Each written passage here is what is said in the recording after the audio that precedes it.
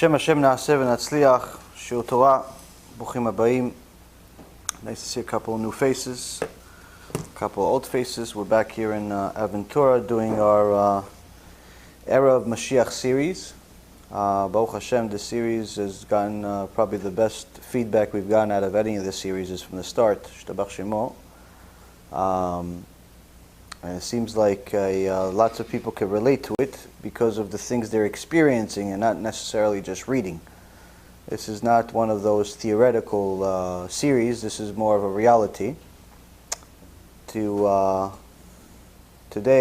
when I was learning with Rabbi about it for the shiur, before we started, he said, listen, I don't even know if you need to study this particular part.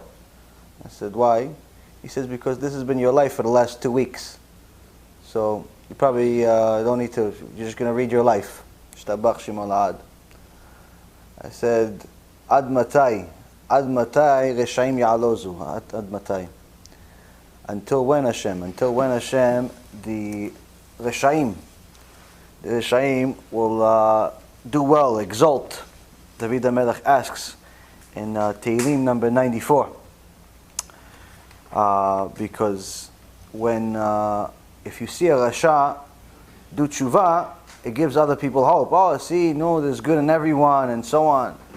When you see a rashaim get worse, sometimes it weakens you. It's like, come on, how come they're winning? They're rashaim. But Baruch Hashem, Shtabach Shemo. In the end, HaKadosh Baruch Hu will take care of everything. Don't worry. Today's shiur will be for a refuah shlema and hatzlacha rabba to Rabbanit Levana bat Sarah, Rav Ephraim ben Shulamit, Rabbanit Sarah bat Anat, David ben Nesriya, Doris bat Jora, Esther bat Tzipora, Dvora bat Mercedes, Elisheva Chaya bat Sarah, Orit bat Ilana, Yitro ben Avraham, Talia bat Sarah, Batya bat Sarah, Serach bat Batya, Sarah bat Levana, and Hatzlacha Rabba to Shaul ben Farzane, Oshri ben Doris, Gabi ben Doris, Elad ben Doris, and Yitro ben Avraham, and all of Am Yisrael, especially the ones that are partners with Irgun Be'ezrat Hashem that help us do all, Baruch Hashem, all of the kiruv that we're doing every day. The one consistent good news that we have is that there's more peilut, more action, more ba'alei tshuva. Every day, Shtabach Shemo La'ad. Every day we look at the statistics, we see the emails. I can't catch up, emails. I tell you guys, don't even email me anymore. There's maybe a handful of people that I am still in touch with on email. The rest of it has simply become spam. I just can't catch up because by the time I get to answer 300, 400, 500 questions a day on WhatsApp and text messaging, it's 4:30, 5 o'clock in the morning. It just doesn't end. Shtabach Shemo. But the good news is there's a lot more people that are watching the shiurim from all over the world. I have people in Japan, in Australia, the Netherlands, quite a few people in France, Mexico, Brazil, all over the United States. Pretty much at this point it's everywhere.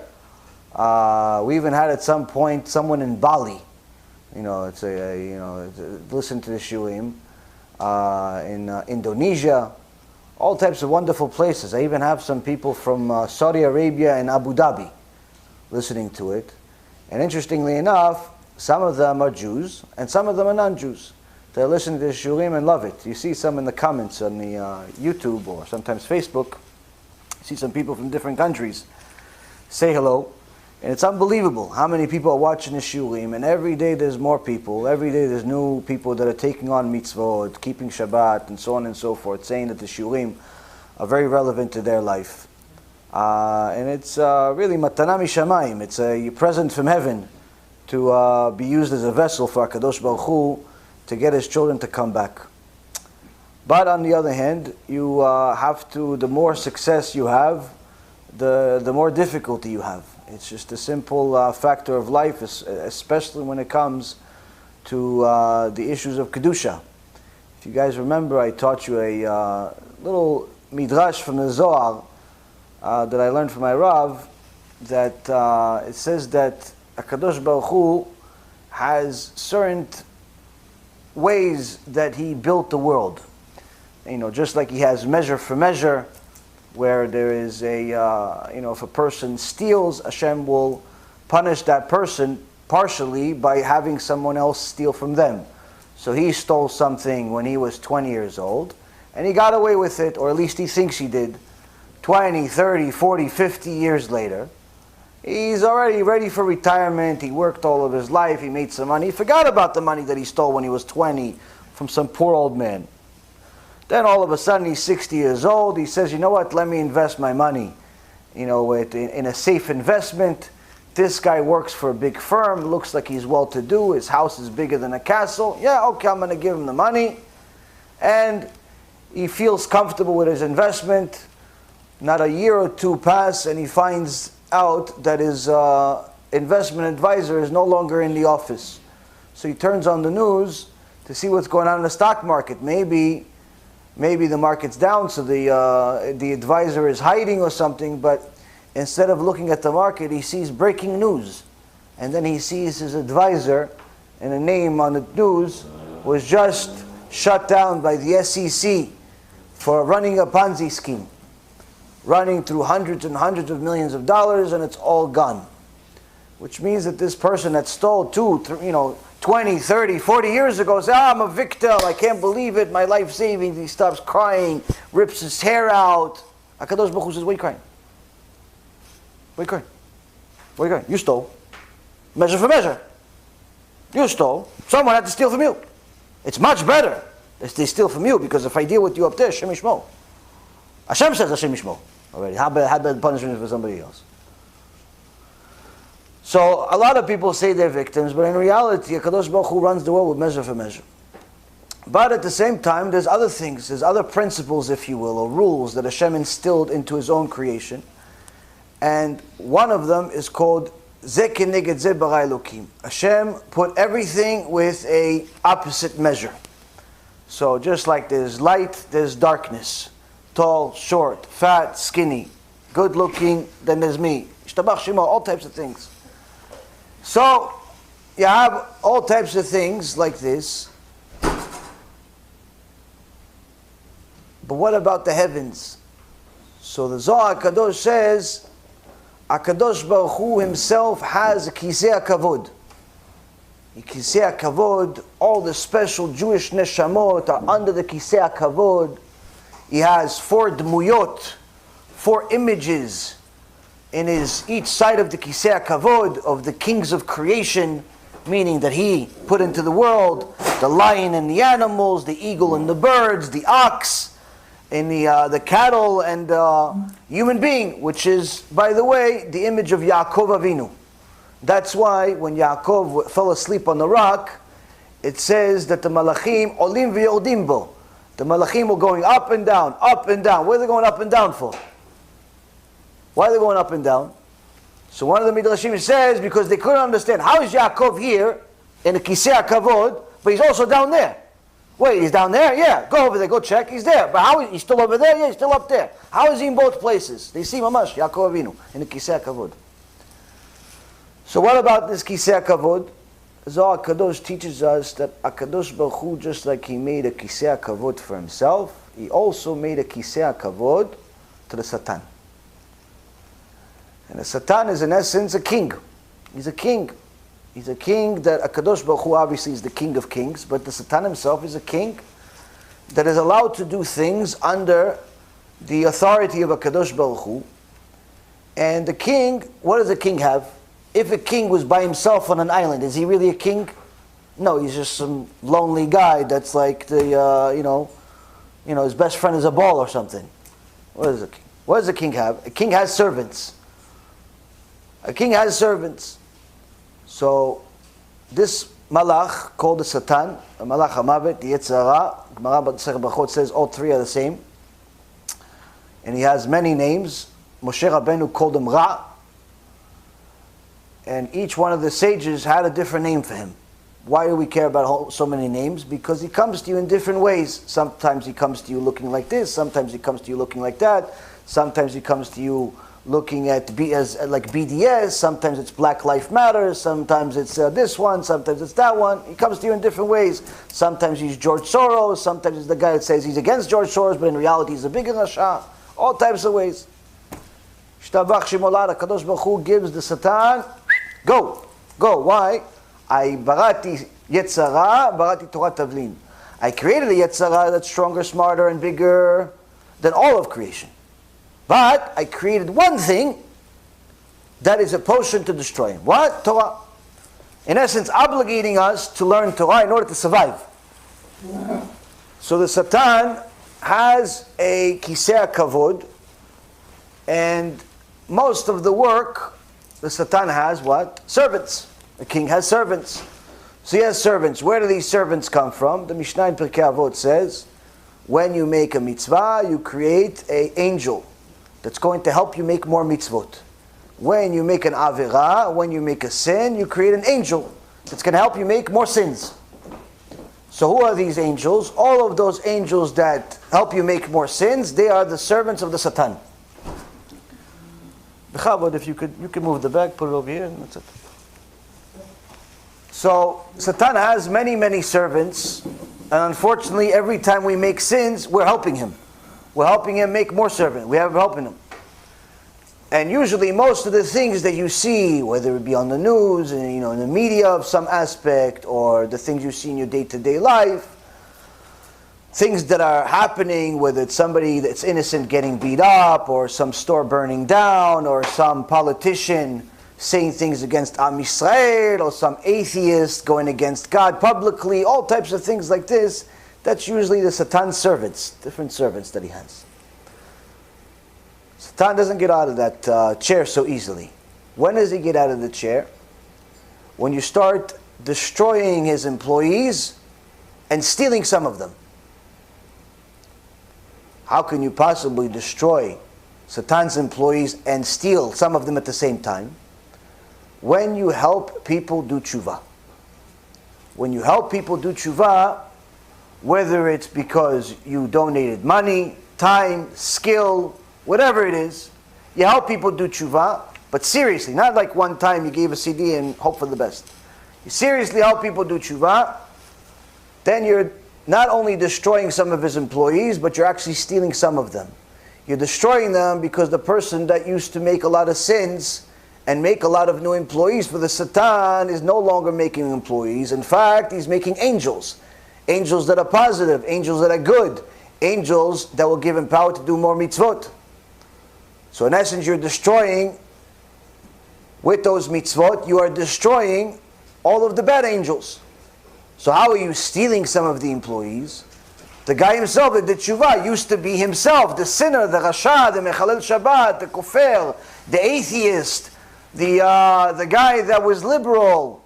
The modern mentality used to be an employee of the Satan himself with so many angels he was making. It was a little factory for the Satan. And now, he now works for Hashem. Why? You help him do tshuva. You can move the bags, put them on the floor. They're not Sifrei Torah, you can put them on the floor. So, the beauty is that when a person does kiruv, he's not only destroying the Satan's helpers, but even more so, he's stealing some of them. Gives Satan less power. That's the good news. What's the bad news? Satan don't like it. Zohar Kadosh, the Zohar Kadosh says he doesn't like it so much that he himself gets up off the throne of glory that he has and he fights you head on. Which means anyone that's doing very serious kiruv, by default, you want to know if you're working or not. People say, "Oh, I don't know if if what I'm doing is working." People always ask me, "How do I know if my tshuva is working?" Well, you don't know if your tshuva is working based on Hashem sending you some type of text message. You know if your tshuva is working is if you're changing, if you're becoming a better person, if you're all of a sudden more kind, if you're all of a sudden less angry, if you're more generous, if you're a better version of yourself, if you start falling in love with Torah, if you want to learn more and more, you can't get enough, you're helping other people do tshuva, you're doing a lot of things that the Torah says, tshuva is working. If you're not doing anything that I just said, then obviously tshuva is not working. How do you know if your kiruv is working? How do you know if your kiruv is working? Well, if you get a bunch of text messages, that means your kiruv is working? No. Lots of people get text messages. Lots of people get emails. Lots of people get fan mails. Even Reshaim. In fact, Reshaim get more. How do you know if your kiruv is working? One of the ways, Satan fights you. You have unusual tests, you have unusual battles, you have unusual enemies. You know, if let's say some Nazi walked in and said, I hate Jews. Okay. Normal. Nazis, that's their job. You can't blame the shark for eating a person. He's hungry. That's what he does. A Nazi hates Jews. That's what he does. There's nothing unusual about it. But if a rabbi with a beard, as long as the exile shows up and he says all types of things, and he goes against you and he starts torturing you, that's a good sign that the Satan is behind it. What if 5 do? What if 10 do? What if 100 do?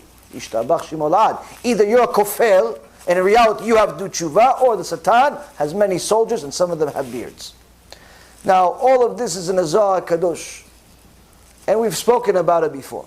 And Rav Wasserman, alav shalom, talked to us a little bit about the end of days, what's going to happen before Mashiach. Over the last several weeks that we've been reviewing is Ikvita de Mashiach.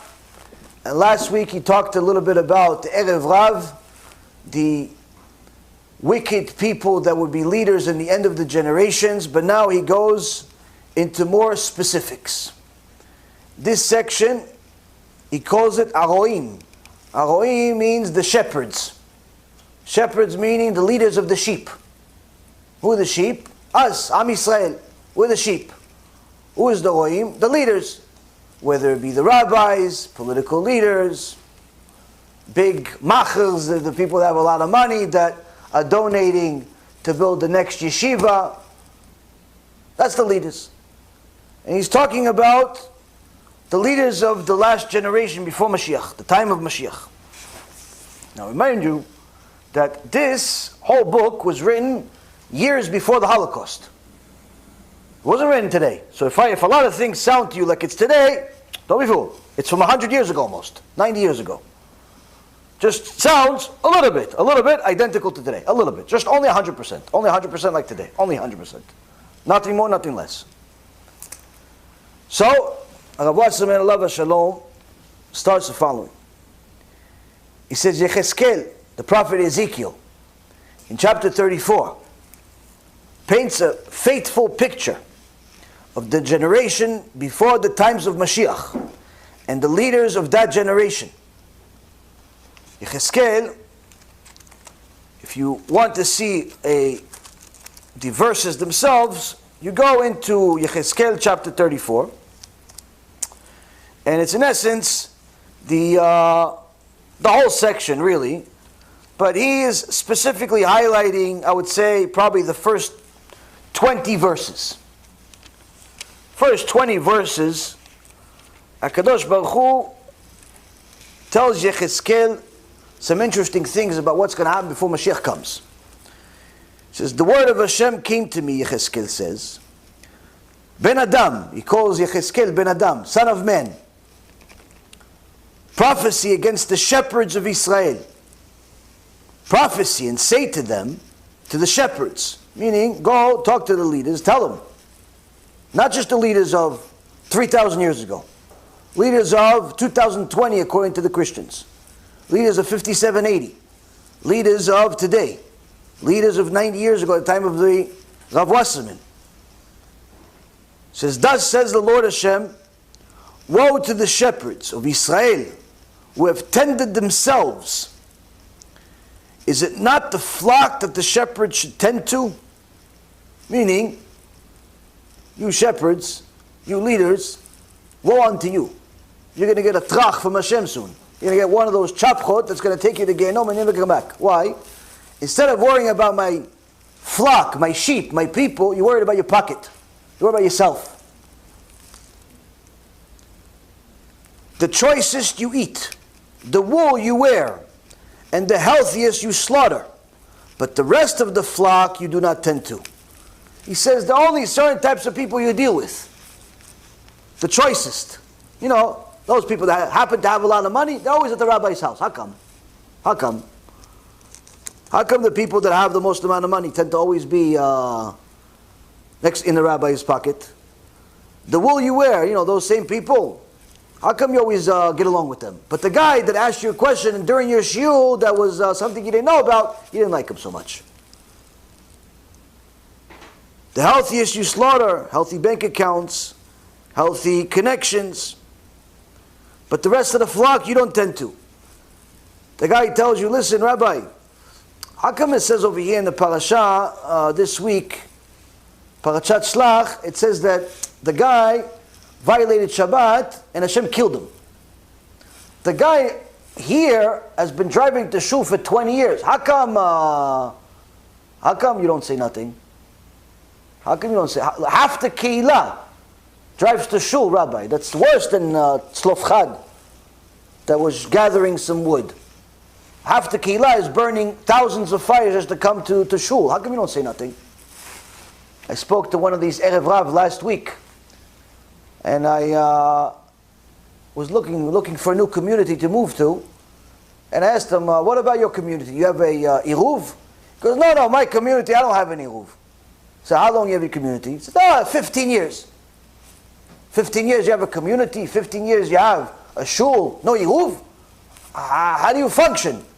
How do you function? I mean, if you don't have any Iruv, that means you cannot carry anything outside, which means if you're a parent, you have kids, you can't go outside with the carriage. If your kid starts crying, you can't pick him up. Pretty much you can't function without an Iruv. How do you have a community? If it's a brand new community, a year, 2, 3, hard to get an Iruv, government approval, all types of things. Fine, no problem. 15 years, no Iruv. So I asked them, maybe it's financial problems, maybe? You guys need some money, maybe so. He goes, no, it's not that. No, we have the money. So, what's missing? Because, I just need to get some time. 15 years, not enough time. I just need to get some time to get the job done. And then, it's not really relevant. I said, why not? He says, it's sus v'agala. He says, it's a horse and carriage keilah. What does it mean, horse and carriage keilah? The whole keilah drives to shul.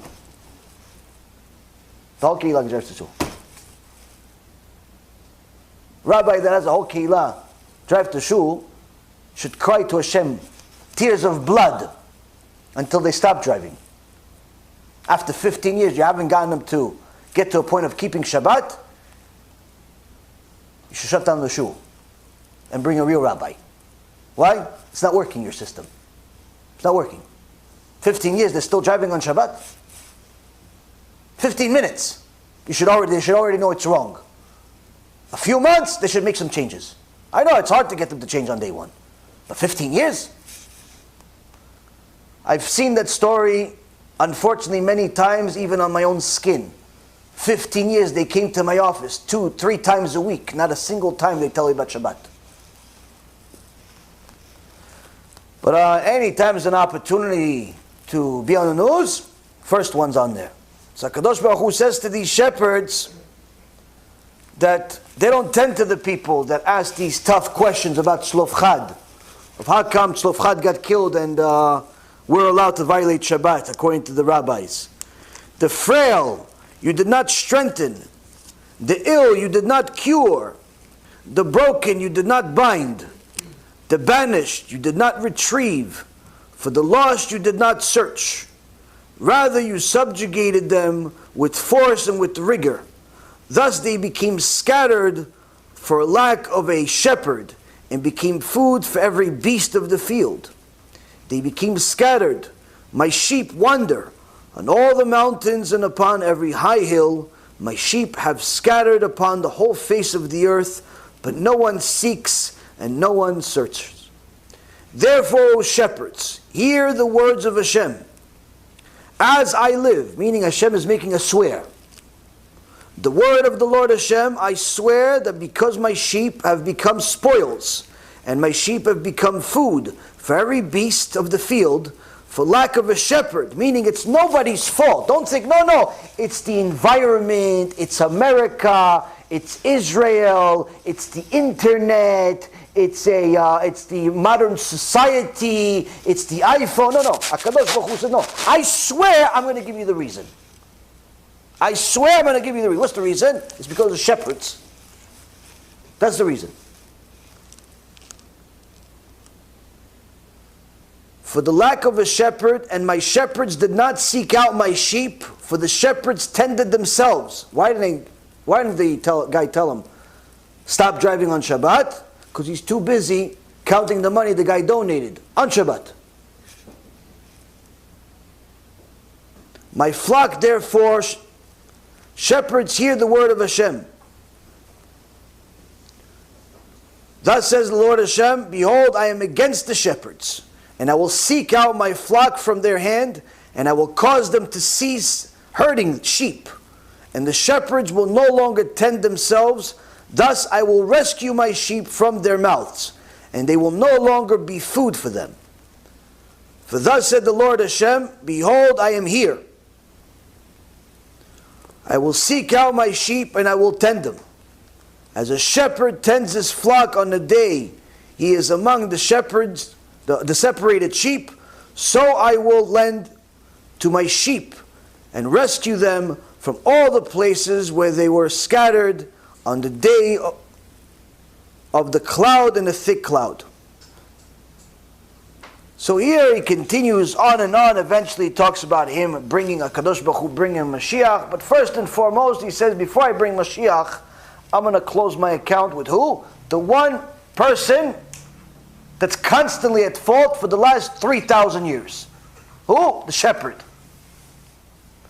Now, Rav Wasserman goes into details of some of the terms used here in this section that HaKadosh Baruch Hu uses, and we see that this also coincides with my life. It also coincides b'siyata dishmaya also with the parasha.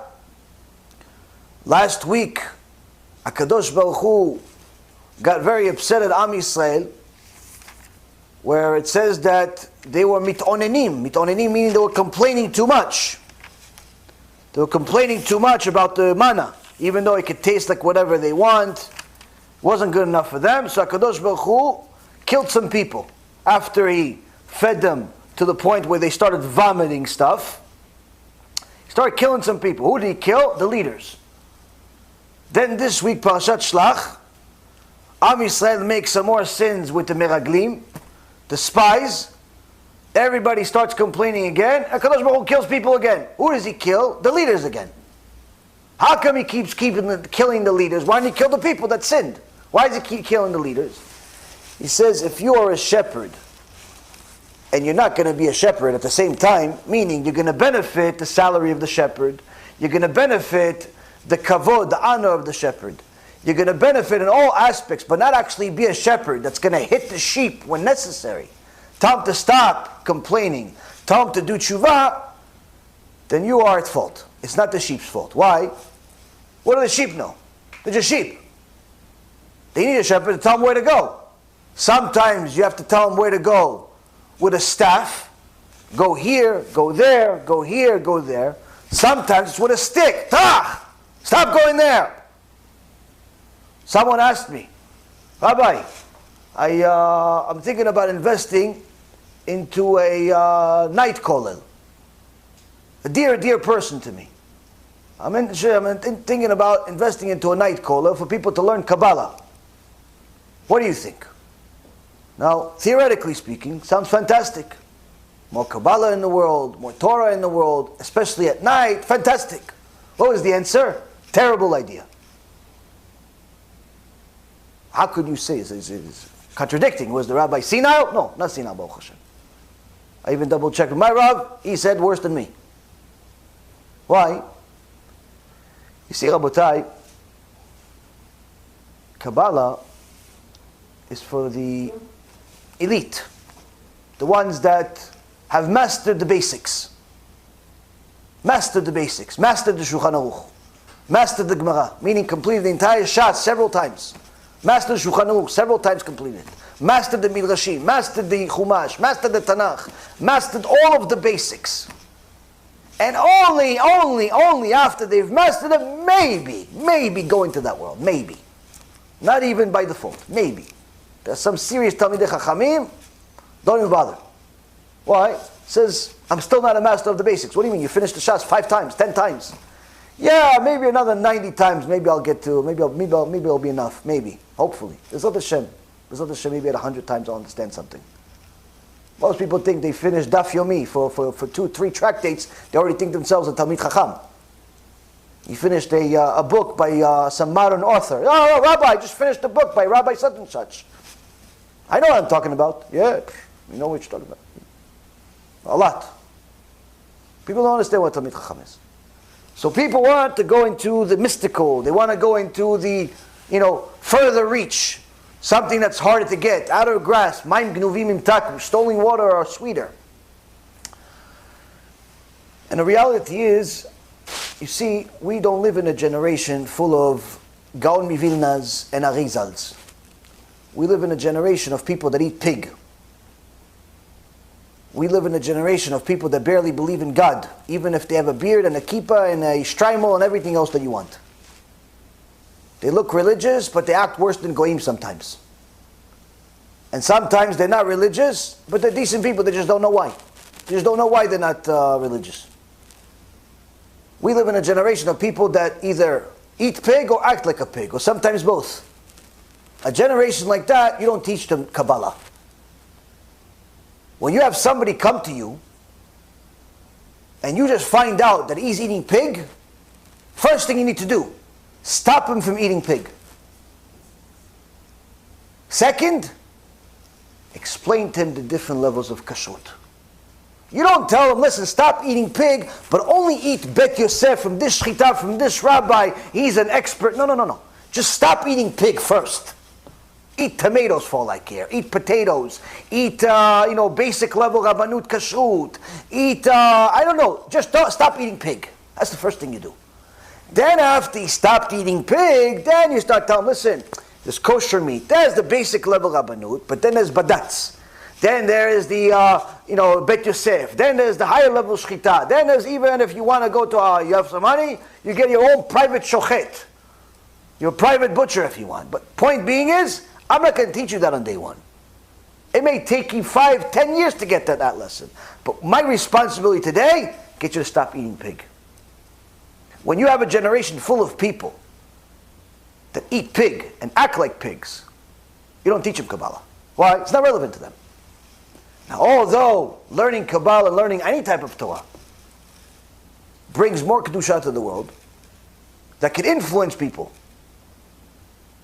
to do tshuva, the reality is, as much as that influence will come from that learning, there's a lot more influence if you actually do the teaching. So if adding more Kedusha to the world could, let's say, influence another 5 or 10 people to overcome the Yetzirah, teaching them directly could influence 20,000 more to do tshuva. Why? You're teaching them directly. Tell them simply, stop eating pig. So that's why, Rabotai, many times we have to make sure that we have Da'at Torah. We have the mindset of the Torah and what is the interest of a Kadosh Baruch Hu. What does He want? What is the most profitable thing for Him?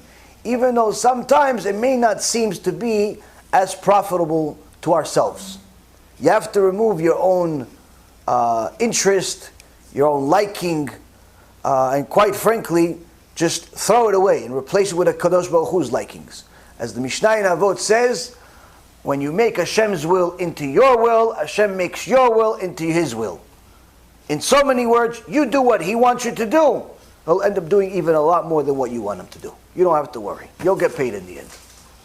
Now, the Prophet Yechezkel tells us that unfortunately many of the leaders are not only not teaching the right holy Torah, but in fact they're not teaching at all. They're actually enabling people to become worse. Like instead, like you have, let's say, 2 choices. You have choice A, as a leader of Torah, as a rabbi, as a spiritual leader, whatever you want to call yourself. Because some of these people, they're afraid of calling themselves rabbi. So they call themselves their first name because they want to see maybe I'll relate to the world more because I don't have a rabbi title. Fine, you're not a rabbi. You're a mister. Fine. What are you teaching? Torah. Okay, well the Gemara, Masechet Bava Metzia, page 32, says you're a rabbi. But you don't want to be a rabbi? No problem. No problem. You don't want to be a rabbi. You're not a rabbi. Okay? We're going to call you mister. Okay, mister, what are you teaching? Torah. Okay. So now you have a couple of choices. One, teach what Hashem said. What did Hashem say? Well, he said, Mechalel Shabbat mot yumat. That's what he said. Hashem says, violate Shabbat, I'm going to kill you. You waste seed, I'm going to kill you. You go with a married woman that's not your wife, I'm going to kill you. You steal, you're going to come back in the Gilgul. Reincarnate. All types of things, he said. How many times did he say it? A lot. More than half of the Torah. I used to say it's half, it's actually a lot more. Every single parasha in the Torah has some type of death penalty. Some type of punishment. Every parasha. You just start off. Parashat Bereshit, there's already punishment. Parashat Noach, destroyed the whole world. I mean, I don't understand how people think there's no punishment. Second parasha, he destroyed the whole world. No, don't talk about punishment. How can you teach my son Torah but without scaring him? I said, teach him Harry Potter maybe. Torah doesn't work. Well, how come he never got scared until now? He said, you didn't learn Torah. Why? Torah is scary. Second parasha, he destroyed the whole world. I don't know, does it get scarier than, what do you think? Hashem told us a fairy tale? Why do you think he mentioned Parashat Noach? Other than to tell us that it could happen again, just in a different way, not a babul. It could be a fire, a tornado, or just simply destroy the world without giving it any reason. And any act of nature. But people don't get that. They think, no, it's just a story in the Torah telling us history.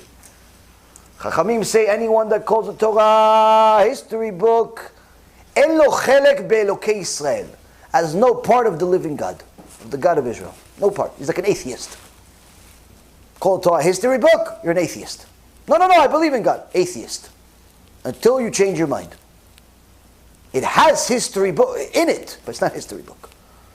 It has all of these stories, as Rav Wasserman taught us just last week, for a reason. To learn from them. Because they could happen again and most likely will. So now the prophet Yechezkel tells us that the shepherds, Hashem Yishmo, are the reason behind our constant failure. And Rav Wasserman says, you're going to notice that it's only going to get worse. The shepherds will actually get worse before Mashiach comes, worse than any other time in history. The leaders before Mashiach will be the worst of all leaders. Rabbi Shimon Bar Yochai says, the vast majority of leaders in the last generation before Mashiach will be Erev Rav, meaning the enemies of Am Yisrael, the enemies of the Mashiach. Even if they have a very long beard, even if they're a rabbi, even if they're a mister, whatever. Many, most. So this we learned last week, and now Rav Wasserman says that the prophet Yechezkel gives us a picture, and he divides the people of the generation before Mashiach into 5 separate classes, 5 separate categories. From the verses. 1, weak. Certain part of the generation is called weak. The Nachalim in Hebrew. 2, sick. Cholim. 3, nishbarim, broken. 4, nidachim, estranged. And 5, ovdim, lost. 5 different types of people in the last generation. Weak, sick, broken, estranged, and lost. This is coming from Yosef Yechezkel. And now Rav Wasserman is going to give us commentary on what these all mean. The 3 latter classes, the broken, estranged, and lost, are the 3 kinds of unbelievers, meaning different types of heretics. The broken, the estranged, and the lost are 3 different types of heretics that are going to be in the last generation. But here he's talking about the masses, not like Manis Friedman. That's the leader, that's the shepherd. He's talking about the masses, the vast majority of Am Yisrael. It's going to be broken, estranged, or lost. That's what the Yechezkel says. The class of the broken, the third stage, class of the broken, symbolize those who are separated from the congregation of Israel through their having cast off from themselves the yoke of one or two precepts. He says the ones that are called broken are heretics, and they're not considered part of Am Yisrael. Like when Hashem says, Am Yisrael, or Kol Yisrael, Yesh Laim Chelek Le'olam Haba, like the Gemara in Masechet Sanhedrin, page 90 says, Kol Yisrael Yesh Laim Chelek Le'olam Haba. All of Am Yisrael have a share of the world to come. These people are not included. That's what Rav Wasserman says. These three are not included. Why are they not included? Why are they separated from Am Yisrael? Because they cast off themselves one or two precepts. What does that mean? They decided that one of this mitzvah, it's not relevant to this generation. What, wasting seed? It's not this generation. Maybe the generation of Moshe Rabbeinu, the Shekhinah was everywhere, everyone was scared to death, no one, everybody was married. Then, yeah, for sure. 500 years ago, there was an internet, Rabbi Yosef Karo was the Gadol Hador, yeah, it was relevant. But today, with the internet, with the YouTube, Shmutube, this tube, that tube, all types of tubes, Hashem Yishmor, wasting seed is definitely not relevant anymore. Somebody says that, heretic. What does it mean, heretic? Cannot be counted in minyan. You have 10 people, he's one of them, you don't have 10 people, you have 9. How many mitzvot did he do this with? 1. Not somebody that cast off the whole Torah, he's driving on Shabbat, he's doing it. No, just 1 mitzvah. 1 mitzvah, 1 thing. Maybe 2, Rav Wasserman says, maybe 2. 1, 2, he just decided. This one? No. That one I don't like it, no. It's not for me. You know what a lot of people do it with? Yom Tov Sheni. Second Yom Tov. When you live in exile, Chachamim said, you have to keep Yom Tov 2 days. In Eretz Yisrael, it's 1 day. But people in America, what do? Or the exile, they live in England, they live in America, they live in Zimbabwe, wherever they live. Like, nah, come on, in reality, that was at a time where they didn't really know what the time was. There was people standing on mountains with light torches telling you when it's a new moon, when it's a new month, when it's a new this. They didn't really know the times. No, now I have in my house an atomic clock. They sent me from NASA, so I know exactly what time it is. I don't need to keep Yom Tov Shini. I know exactly what time it is. I'm fine. I'm only keeping 1 Yom Tov. You are heretic. That's what Torah says.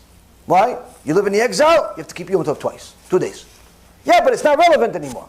Chachamim say it's relevant, it's relevant. No, I'm going to go for vacation in Israel. You still have to keep Yom Tov 2 days in Israel. Why? You're not going to live there. You're going for vacation. You go to Israel for vacation, you keep Yom Tov twice. Yeah, but everybody else go back to work. So let them go back to work and you sit in the home. Why? You live in the exile. And many people, unfortunately, become heretics because of this easy mitzvah. Easy. All you gotta do is keep Yom Tov 2 days. That's it. It's not, Hashem's not telling you, give me your lung on the second Yom Tov. He's not saying that. Chop off your toes on the second Yom Tov. Doesn't say that. He says just keep Yom Tov 2 days. You have another break for another day. You have Kedusha one another day. What's the problem? People become heretics because of a small, tiny mitzvah. And unfortunately, there are many things like this, that they do it with. Sometimes it's the way they cut their hair. They decide that, yeah, I know that the Torah says don't look like the goyim and don't shave your head in a certain way, but today the style is to have like the mohawk and the bis hawk and the dat hawk, and it really looks better on me when I have a 0 or a half or maybe 1. Yeah, but the rabbi says that less than 2 is not allowed. Yeah, but maybe the rabbi doesn't really understand what 2 means. It means it's not going to look good, Rabbi. I'm not going to get a shidduch. Was the rabbi want me to be alone? Is that what happened with this rabbi? He wants me to be alone? No, he wants you to go to heaven. Get number 2. I can't do it. Okay, you're a heretic. Your haircut makes you a heretic. Why? That's what it is. What do you think? He just invented it just because of you? That's what it is. Meaning, If you don't know the mitzvah and you made a sin, that's one thing. You don't know it. You're eventually going to learn it. Bezat Hashem. Until then, it's shogeg. But if you don't learn, then that shogeg, that accidental sin, becomes on purpose. But worse yet, you know it, and you still don't want to do it. Ooh, what they're going to do to you. Ooh, I want to see it. I want to see the visual in cartoon. I don't want to see the real thing. I get scared. I want to see the visual in the cartoon, what they're going to do to such a person in Shammai. What are they going to do? Son, you're going to make me a movie? You're going to make me a movie? Why? Because if you show people what they're going to do to them, for 1 second, they're not going to get number 2. They're going to get number 900. Everybody's going to have afros. We're going to go back to the 70s, just from the fear. Why? Because that's what the Torah says. Why are you fighting? Why are you fighting? No, it doesn't look good. To who? To who? Who does it look good to? But that's, again, simple mitzvah. Simple, easy. Easy mitzvah. And that's, Rabotai, the entire Torah is simple. How do we know? Moshe Rabbeinu says, "Bepicha ubilvavcha la'asoto." It's in your mouth, it's in your heart to do it. Meaning the entire Torah is easy for you to fulfill. It's in there. Go to that door, and in the next door, it goes to the bathroom. Since they're all mutes, I have to talk. It's open. If it's not open, somebody open it for him, please.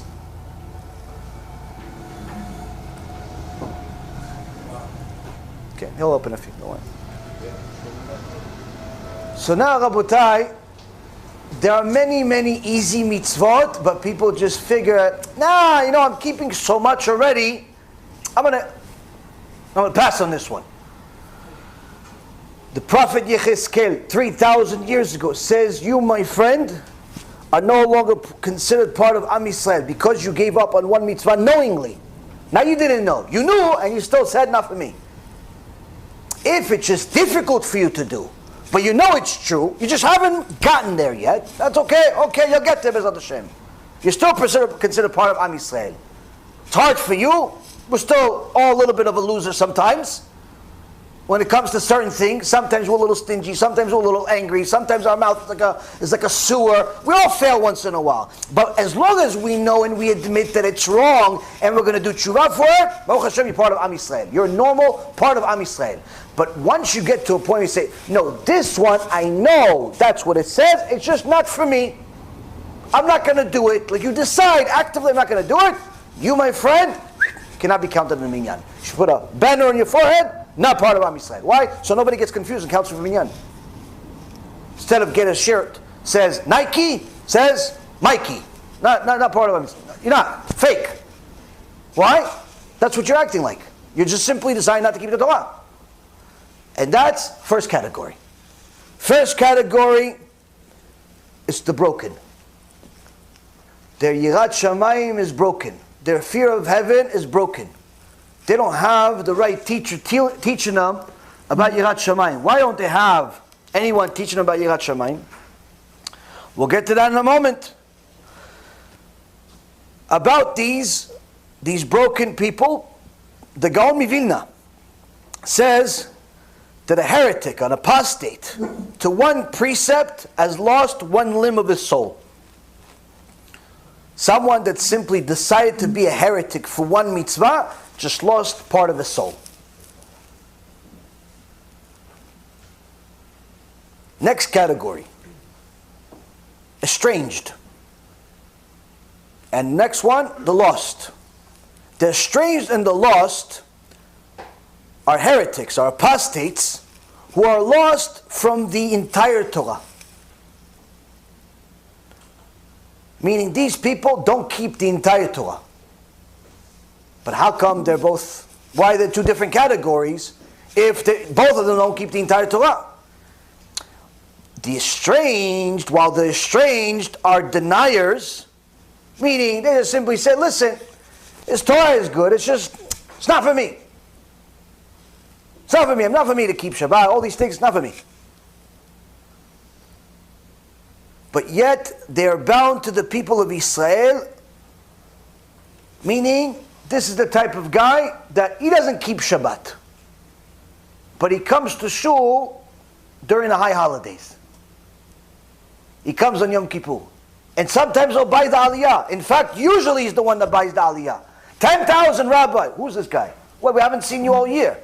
15,000 because I didn't show up. No, Habibi, thank you for the donation. Baruch haba, thank you, we like you. But how come you don't come on Shabbat? No, Rabbi, I'm working on Shabbat. I can't come. I'm working. I'm busy. What? No, but you came on Yom Kippur. Yeah, Kodesh Kodashim Yom Kippur. So what's Shabbat? No, Shabbat I'm working. You know, I got to make parnasat to buy the aliyot. No. Heretic. But he's not a heretic like he doesn't like it. Like he doesn't like the Torah or he doesn't like God. He feels like he's very much part of Am Yisrael, like most of us were at some point in our life. Most people that are doing tshuva right now weren't usually anti-Torah. They're just simply ignorant people. Never in my life was I anti-Torah. I always respected rabbis. I always liked whatever I would learn, I would value it, but never knew much. Never knew the significance of making certain sins. I'd go to the shul during the high holidays. I'd eat matzah on Pesach. Fun. What's the problem? Shabbat? Not for me. Why? It's a time where I do this and I do that. You don't know the significance of violating. So, he says these people are also considered heretics,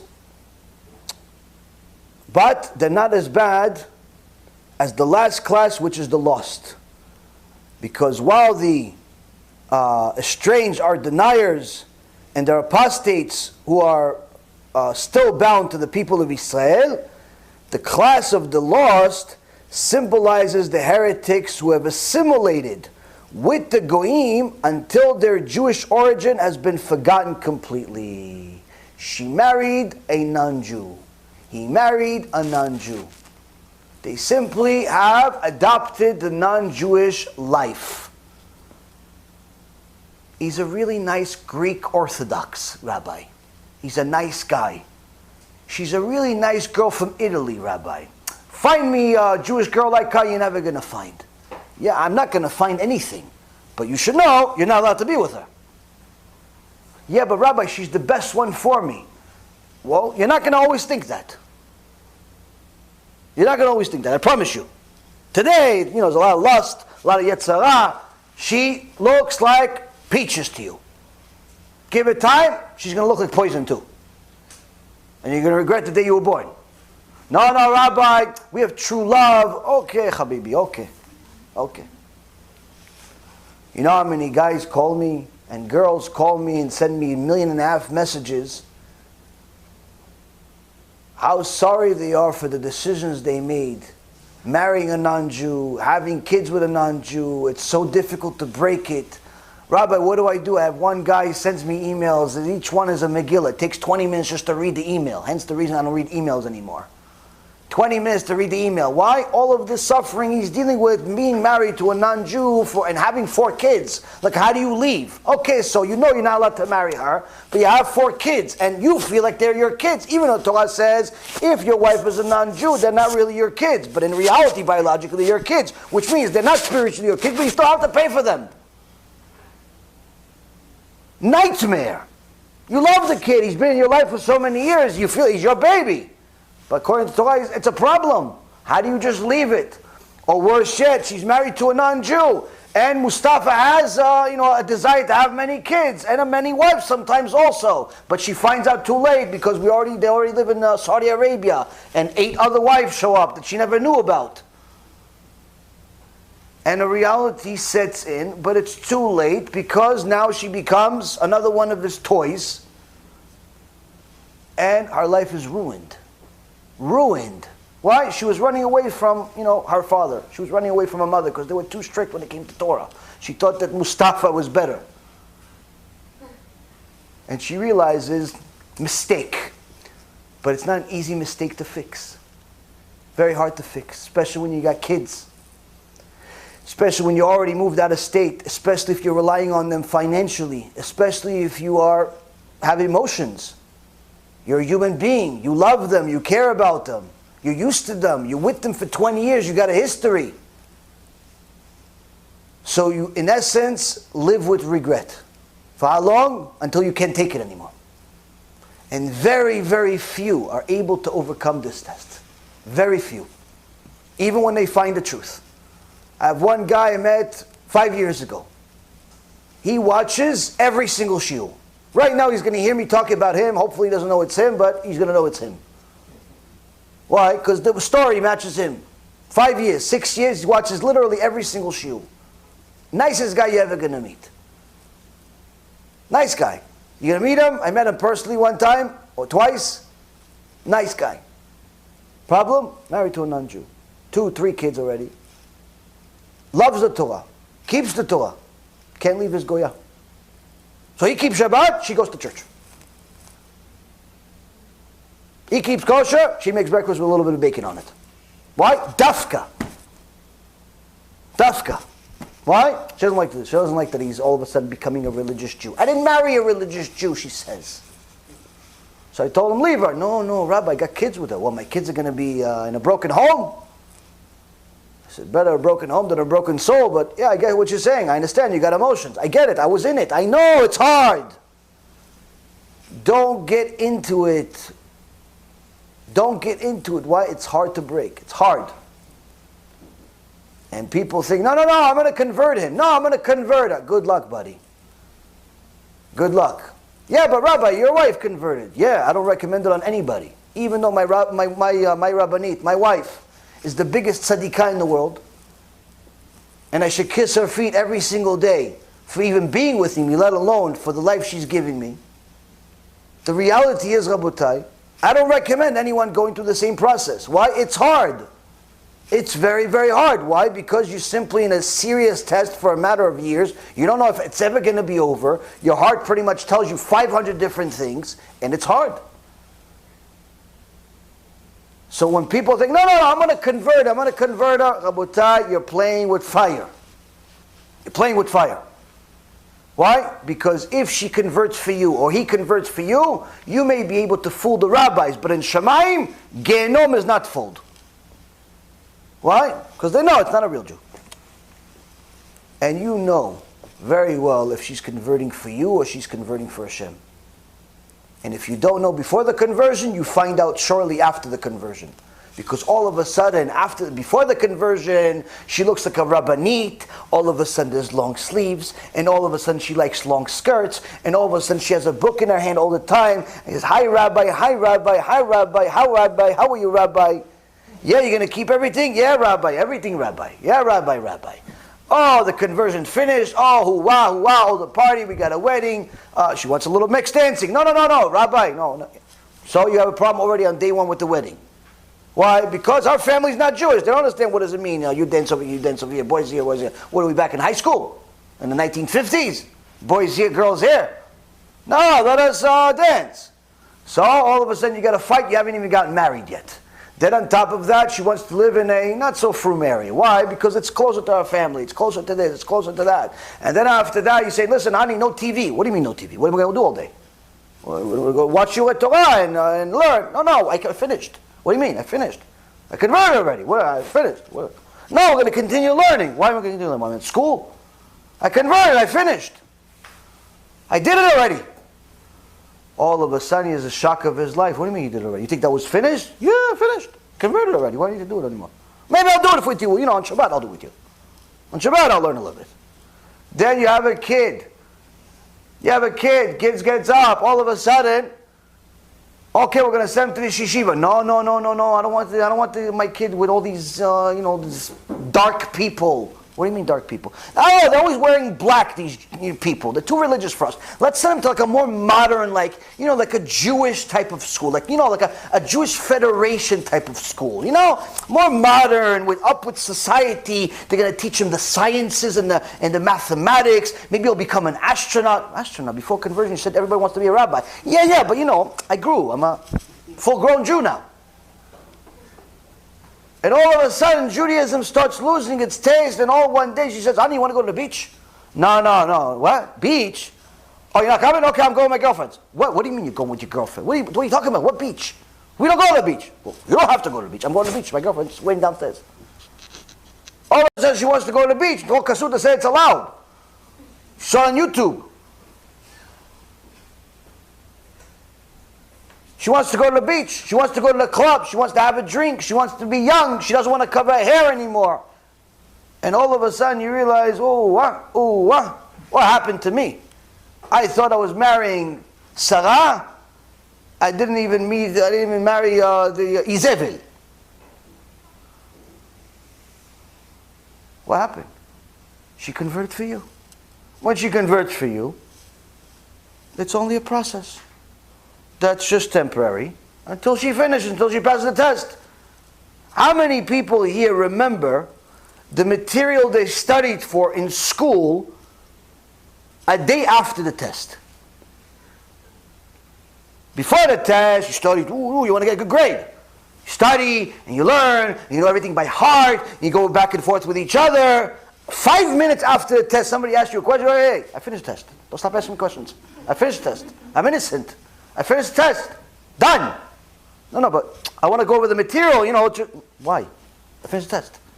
Sometimes people treat conversion like that. Sometimes people treat tshuva like that. They start keeping Shabbat. They change their life a little bit, their wardrobe a little bit. They think they're finished. Mistake of a lifetime, Rabotai. And unfortunately, it's in the Gemara, where it says that converts are like a skin disease to Am Yisrael. How so? Hashem says that converts are amazing. That you're obligated to love converts as much as you love God, meaning more than a natural born Jew. So how come the Gemara says it's like a skin disease for Am Yisrael? Different reasons. Number one, on the positive side, it says that like a skin disease for Am Yisrael because a convert that's righteous makes the Jew that's not exactly so righteous jealous. How come he can study for 8 hours, this convert? I'm a Jew my whole life. I can't study for 2. How come he can do it? How come he loves Torah so much? I can barely stand a shiur for 5 minutes. Rabbi, watch your shiur. Which one? You know that 4-minute clip? I watched that shiur. I watch you every day, Rabbi. Yeah, well, we watch every day. Shtabach Shimo. Did you watch my whole Pirkei Avot series? What, the long ones? No. I mean, like I watch the clips, the 4-minute clips, 5 minutes. But sometimes it's too long, like 20 minutes. I don't watch those. It takes me like 2-3 days to watch those. Converts? Rabbi, I just completed your Pirkei Avot series for the 4th time. 400 hours, 4 times. You have anything else? Shtabach Shimo La'ad. You see people like that, you get jealous of them. Why? He could study for 1,600 hours. No questions asked. The other guy barely makes it to a 5-minute clip. Makes you jealous. It's a good jealousy. It's a permissible jealousy. But then the Gemara says sometimes the convert is a skin disease for Am Yisrael because the convert is a fake convert. She converted for him. He converted for her. 2 minutes after conversion, they're back to the Goyish mentality. They're back to wanting to go to the beach. They're back to wanting to do all the things that they did as Goyim. You know what's the biggest danger that I see that's hidden in the conversion world? A convert that studies Torah like a Goy. What does that mean? A convert, Rabotai, came from somewhere, usually Christianity. And the problem is that in Christianity, why do they have 2.5, 3 billion people making a mistake of a lifetime by worshiping an idol? Because they study the Torah like Goyim. They study the Torah based on their basic understanding from their own mentality. And they study the Torah from the Tanakh. Meaning, they look at the Tanakh, they see what the verse says, and they simply translate it themselves based on their own understanding. Not based on the sages, not based on the Gemara, not based on the Poskim, not based on the Halacha. No. I know the Tanakh, Rabbi. This, Rabotai, danger. Why? Someone that studies the Torah that way, 100% is going to be a heretic. Because what happens, Rabotai, when a person studies the written Torah as if there is no oral Torah, the Torah calls that person also an apikos, also a heretic. Because our entire Torah, the most critical part of it is the oral Torah, not the written Torah. the oral Torah is more important than the written Torah. Don't let anybody fool you. Yeah, what do you mean? But the 5 books of Moses Hashem gave us. Yes, but you're never going to understand that written Torah without the oral Torah. Which means that if Chas v'Shalom, we would ever have to give up one of them to the Goyim, we give the 5 books of Moses and we keep the oral Torah. Why? Because the oral Torah includes the written Torah. Whereas the written Torah is not legible without the oral Torah. You can't read it, you can't understand it. Yeah, but what do you mean? But she understands it and he understands it based on their logic. Who says their logic is right? Who says your logic is right? And we see the importance of the oral Torah across the entire Torah in the written Torah. The Khatam Sofer, in the end of Pirush 9, and also the Khatam Sofer commentary on his shoot, on his responsa, on Orach Chaim, page 208, says the main foundation of the oral Torah starts with the Yitzchak Avinu listening to Avraham Avinu regarding being a korban himself. Why? Yitzchak's father just told him, Avraham told Yitzchak, you're going to be the korban. He asked him, listen, Abba, we're going to the mountain and everything. Where's the korban? He says, don't worry, my son, don't worry, son. They get to the mountain, and Avraham says to Yitzchak, tfadal, yalla, let's go. I'm going to tie you up, you're the korban. Hashem says, bring a korban, you're it. Now Yitzchak could have just simply said, hey, hold on a second. Abba, show me. Show me where it says in the Torah that I'm the korban. What did Avraham say? Avraham says, Hashem said. Meaning, this is oral Torah. He believed Avraham, that Avraham was transmitting the word of Hashem. That's the oral Torah. If Yitzchak Avinu would have challenged his father and said, listen, Abba, until I see it in writing, I'm not doing it. Guess what? Yitzchak is not Yitzchak anymore. Yitzchak is not Yitzchak anymore. We already see, the Khatam Sofer says, that the fact that Yitzchak listened to Avraham regarding being a korban through the oral condition, the oral tradition, instead of demanding that it be written, if it wasn't that case, if he would have demanded that it's written, there wouldn't have been an Akedat Yitzchak at all. Now the significance of Akedat Yitzchak, Rabotai, is that Akedat Yitzchak was so significant in the eyes of Hashem that until this day, Hashem saves us from the enemy because of that.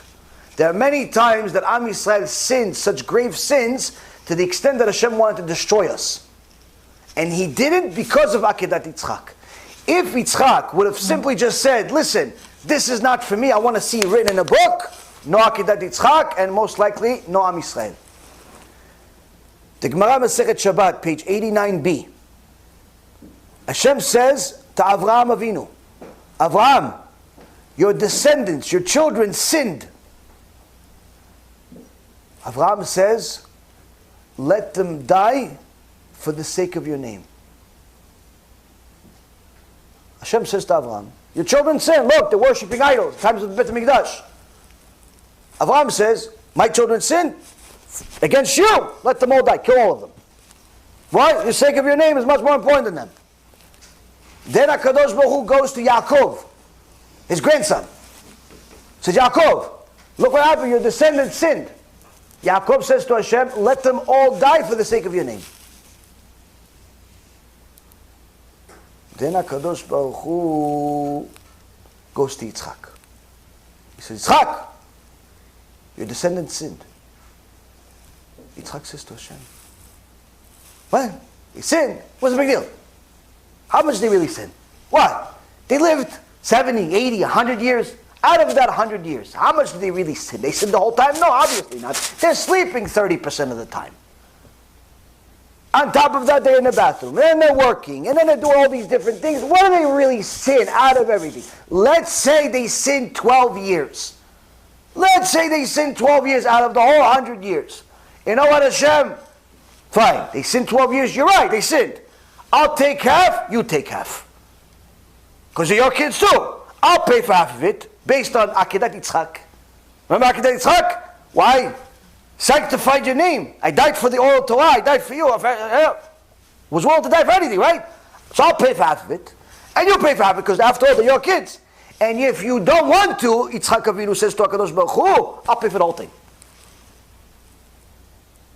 I'll pay for the whole thing. What does it mean? What is the Gemara really telling us in Masechet Shabbat? Says the Rabotai that because Yitzchak Avinu sacrificed his life, was Mesirut Nefesh, for the oral Torah,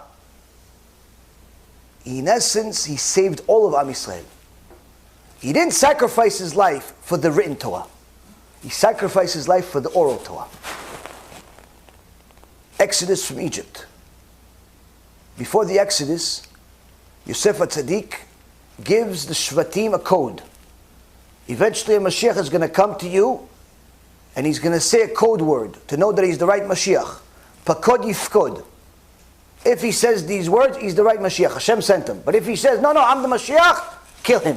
It's fake Mashiach. One day, Moshe Rabbeinu arrives. Used to be Paro's boy. Now he wants to be the savior of Am Yisrael. How do we know he's real? Magic tricks. The Egyptians have magic tricks too. Moshe Rabbeinu says, Pakod yifkod.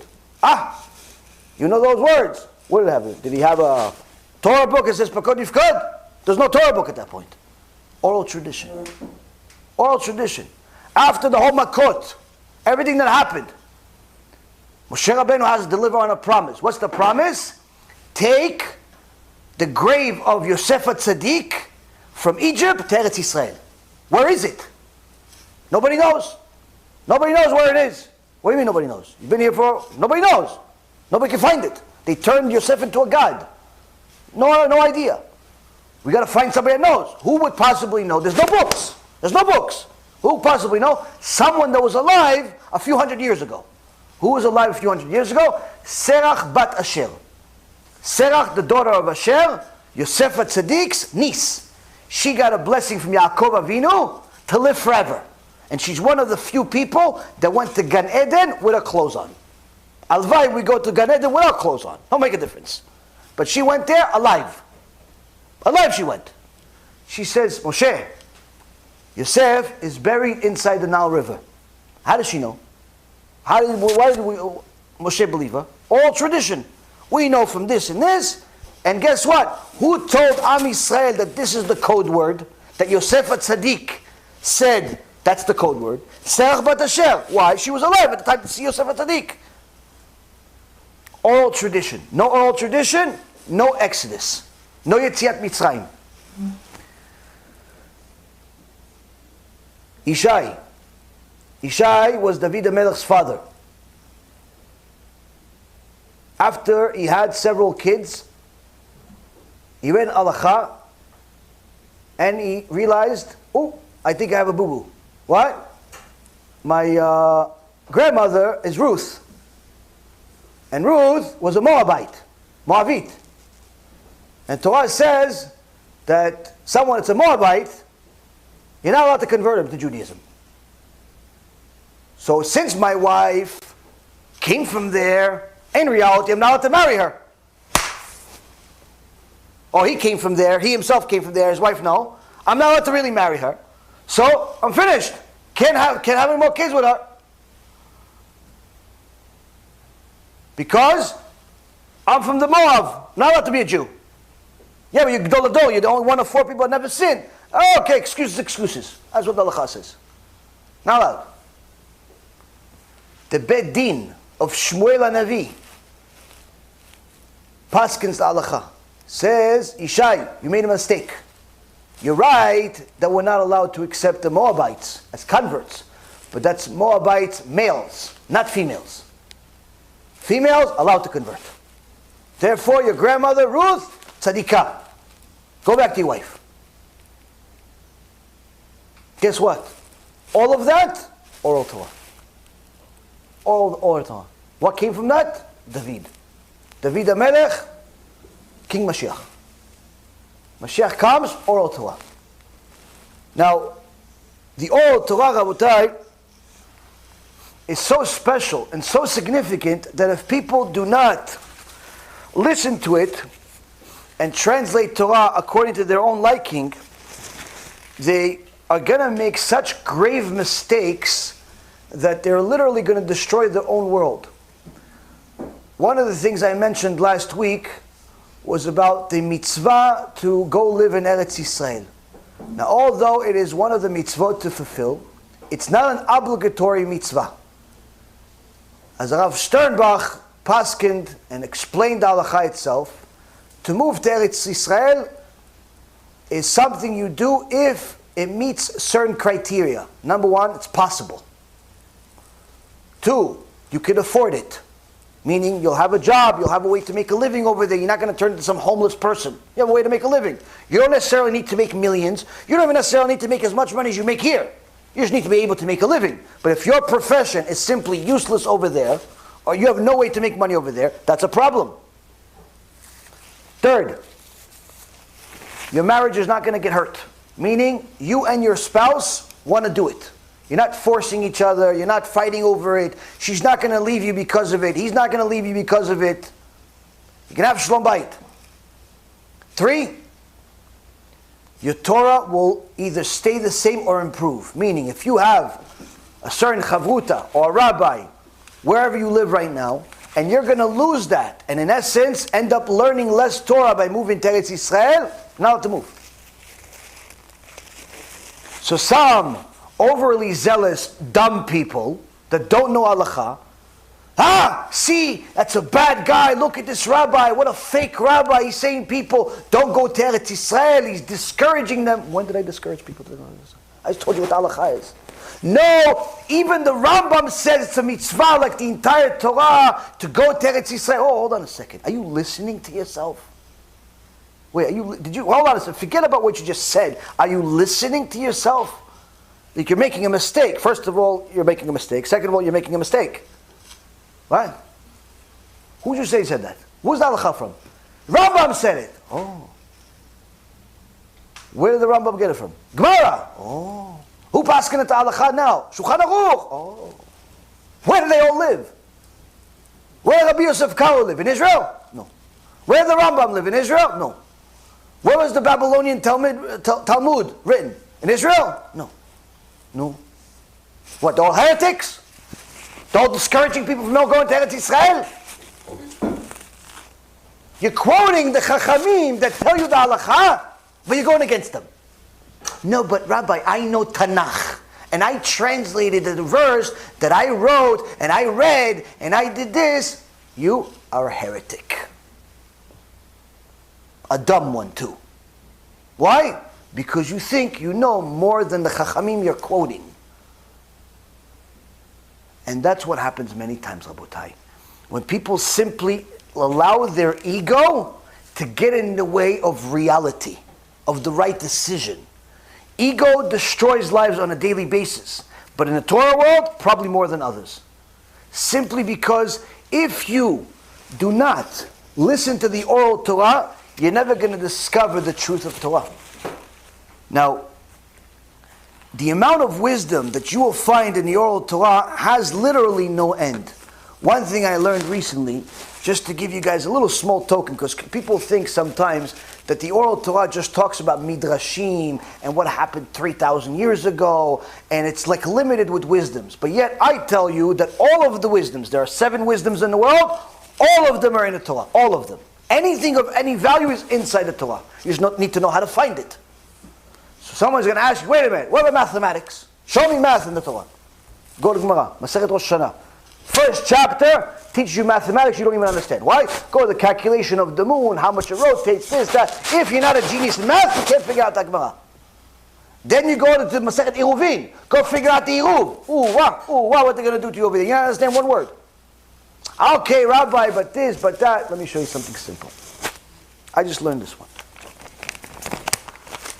Someone had a complication. Came to the Rav. Rabbi, I have a problem. What's the problem? My father, who's Talmid Chacham, told us that we have to be Talmid Chachamim. And the only way that we're going to get the inheritance is if we know how to figure out this calculation. and he died, and we can't get the solution. And the lawyer is not going to allow us, according to the contract he has, with the estate, with my father in essence, to get us the inheritance unless we can figure this out. What is it? He says there's 17 horses that the father has. 17 horses. And you have to split it equally between the 3 kids. But you're not allowed to sell them. You're not allowed to kill them. You're not allowed to eat them. But the first kid gets 1.5 of the total out of the 17. The second one, the first one gets, the first one gets half the horses. The second kid gets 1/3 of the horses. And the third kid gets 1/9 of the horses. 17 horses, you're probably going to want to write this down. 17 horses.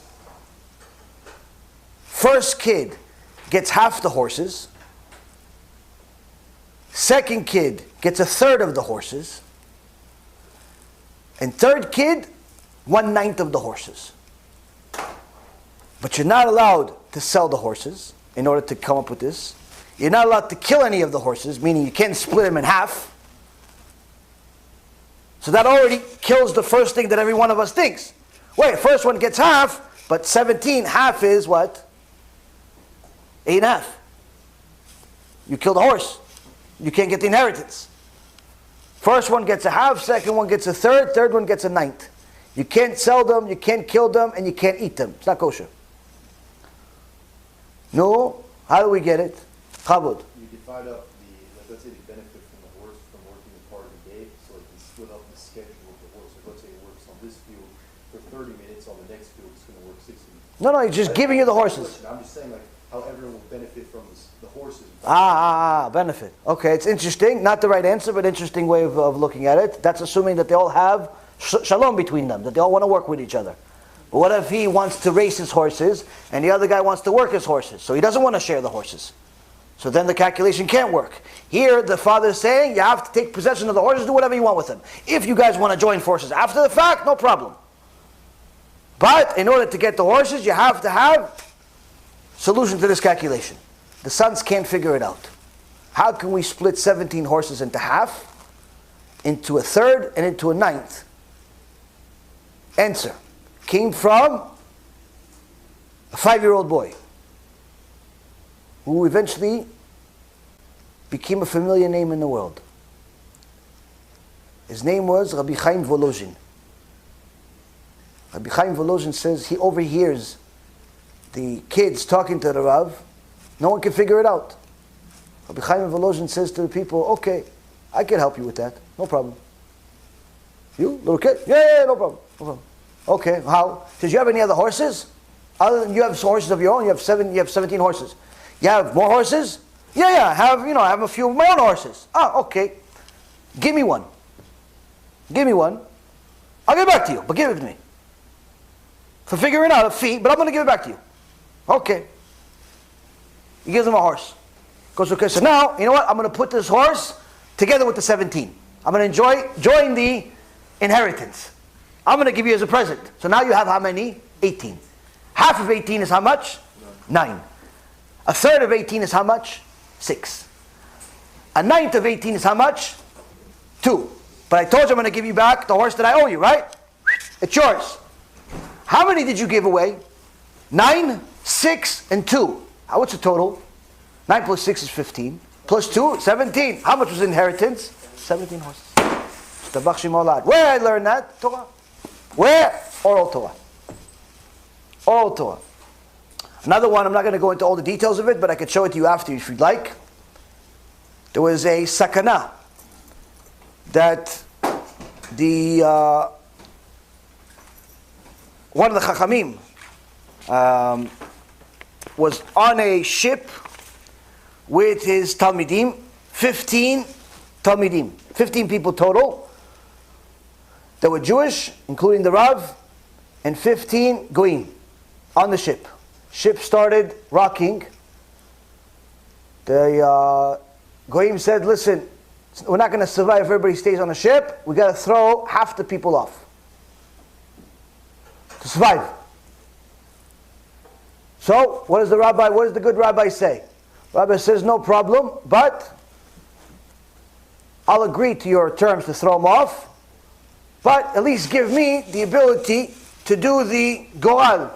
Put everybody in order, and we'll count every time we get to 15, that person number 15, we throw him off the boat. The guy says, sure rabbi, whatever you want. So the rabbi put everybody in order.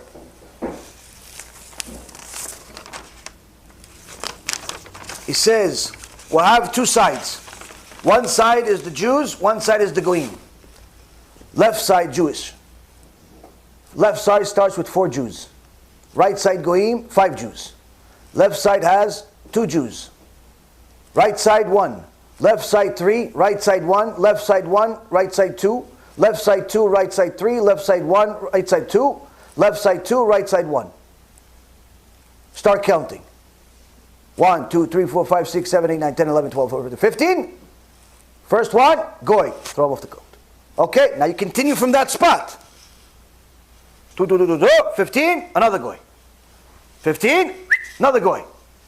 This calculation, the way he structured this, in an instant, guaranteed that every one of the 15 people will be a non-Jew. Will be a goy that gets thrown off the boat. All Jews stayed on the boat.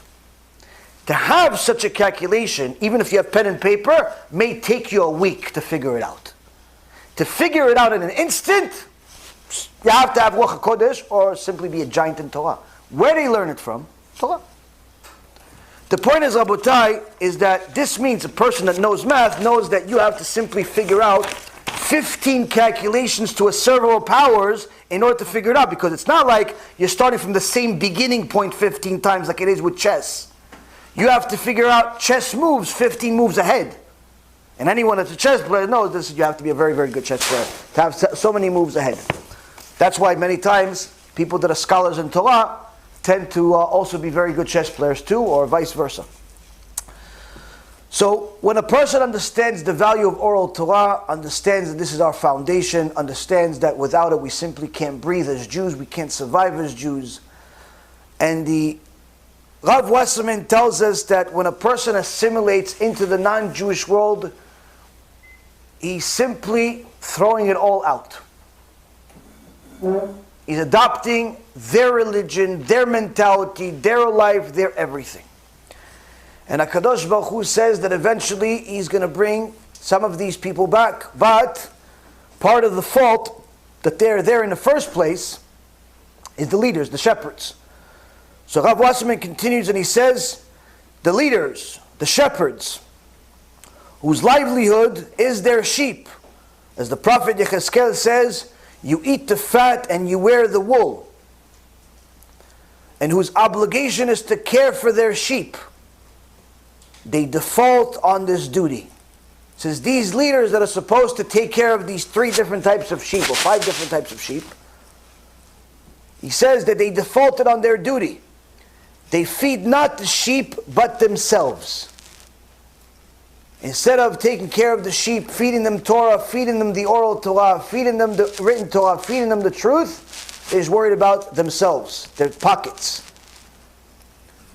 Sometimes you'll have a rabbi that's a complete heretic and teaches people heresy. Sometimes you'll simply have a rabbi that is selfish, where he learns Torah, he knows Torah, he keeps the Torah, but as far as when it comes to his keilah, he doesn't share the truth with them. Why? He's scared that if he tells them the truth, he'll get fired. That's also a problem. So, the sheep wander on every mountain and hill, pray for the teeth of the beasts of the field. And the prophet says in Yechezkel 34:6, and there was none that did search or seek. Therefore, says God, I will cause the shepherds to cease, and I myself will feed the sheep. What will I do to the sheep of my pasture? The lost will I seek out. The estranged will I bring back. The broken will I bind up. So HaKadosh Baruch Hu tells us, tells the shepherds that failed on their job, I'm going to become the shepherd. I'm going to get my sheep since you didn't do it. And he categorizes these specific ones.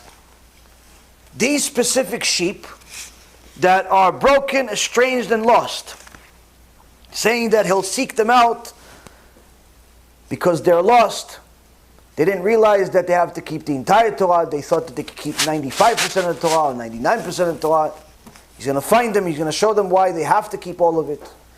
The estranged, he'll bring back the people that came to shul once or twice a year. He's going to send them a strategy to come back. And the broken he'll bind up. What does that mean? It's good to look in the order of the grades in this progression first. First, HaKadosh Baruch Hu says, the lost will I seek. That is, those men whose grandfathers and grandmothers betrayed their faith 120, 130 years ago, which to us is 200 plus years ago.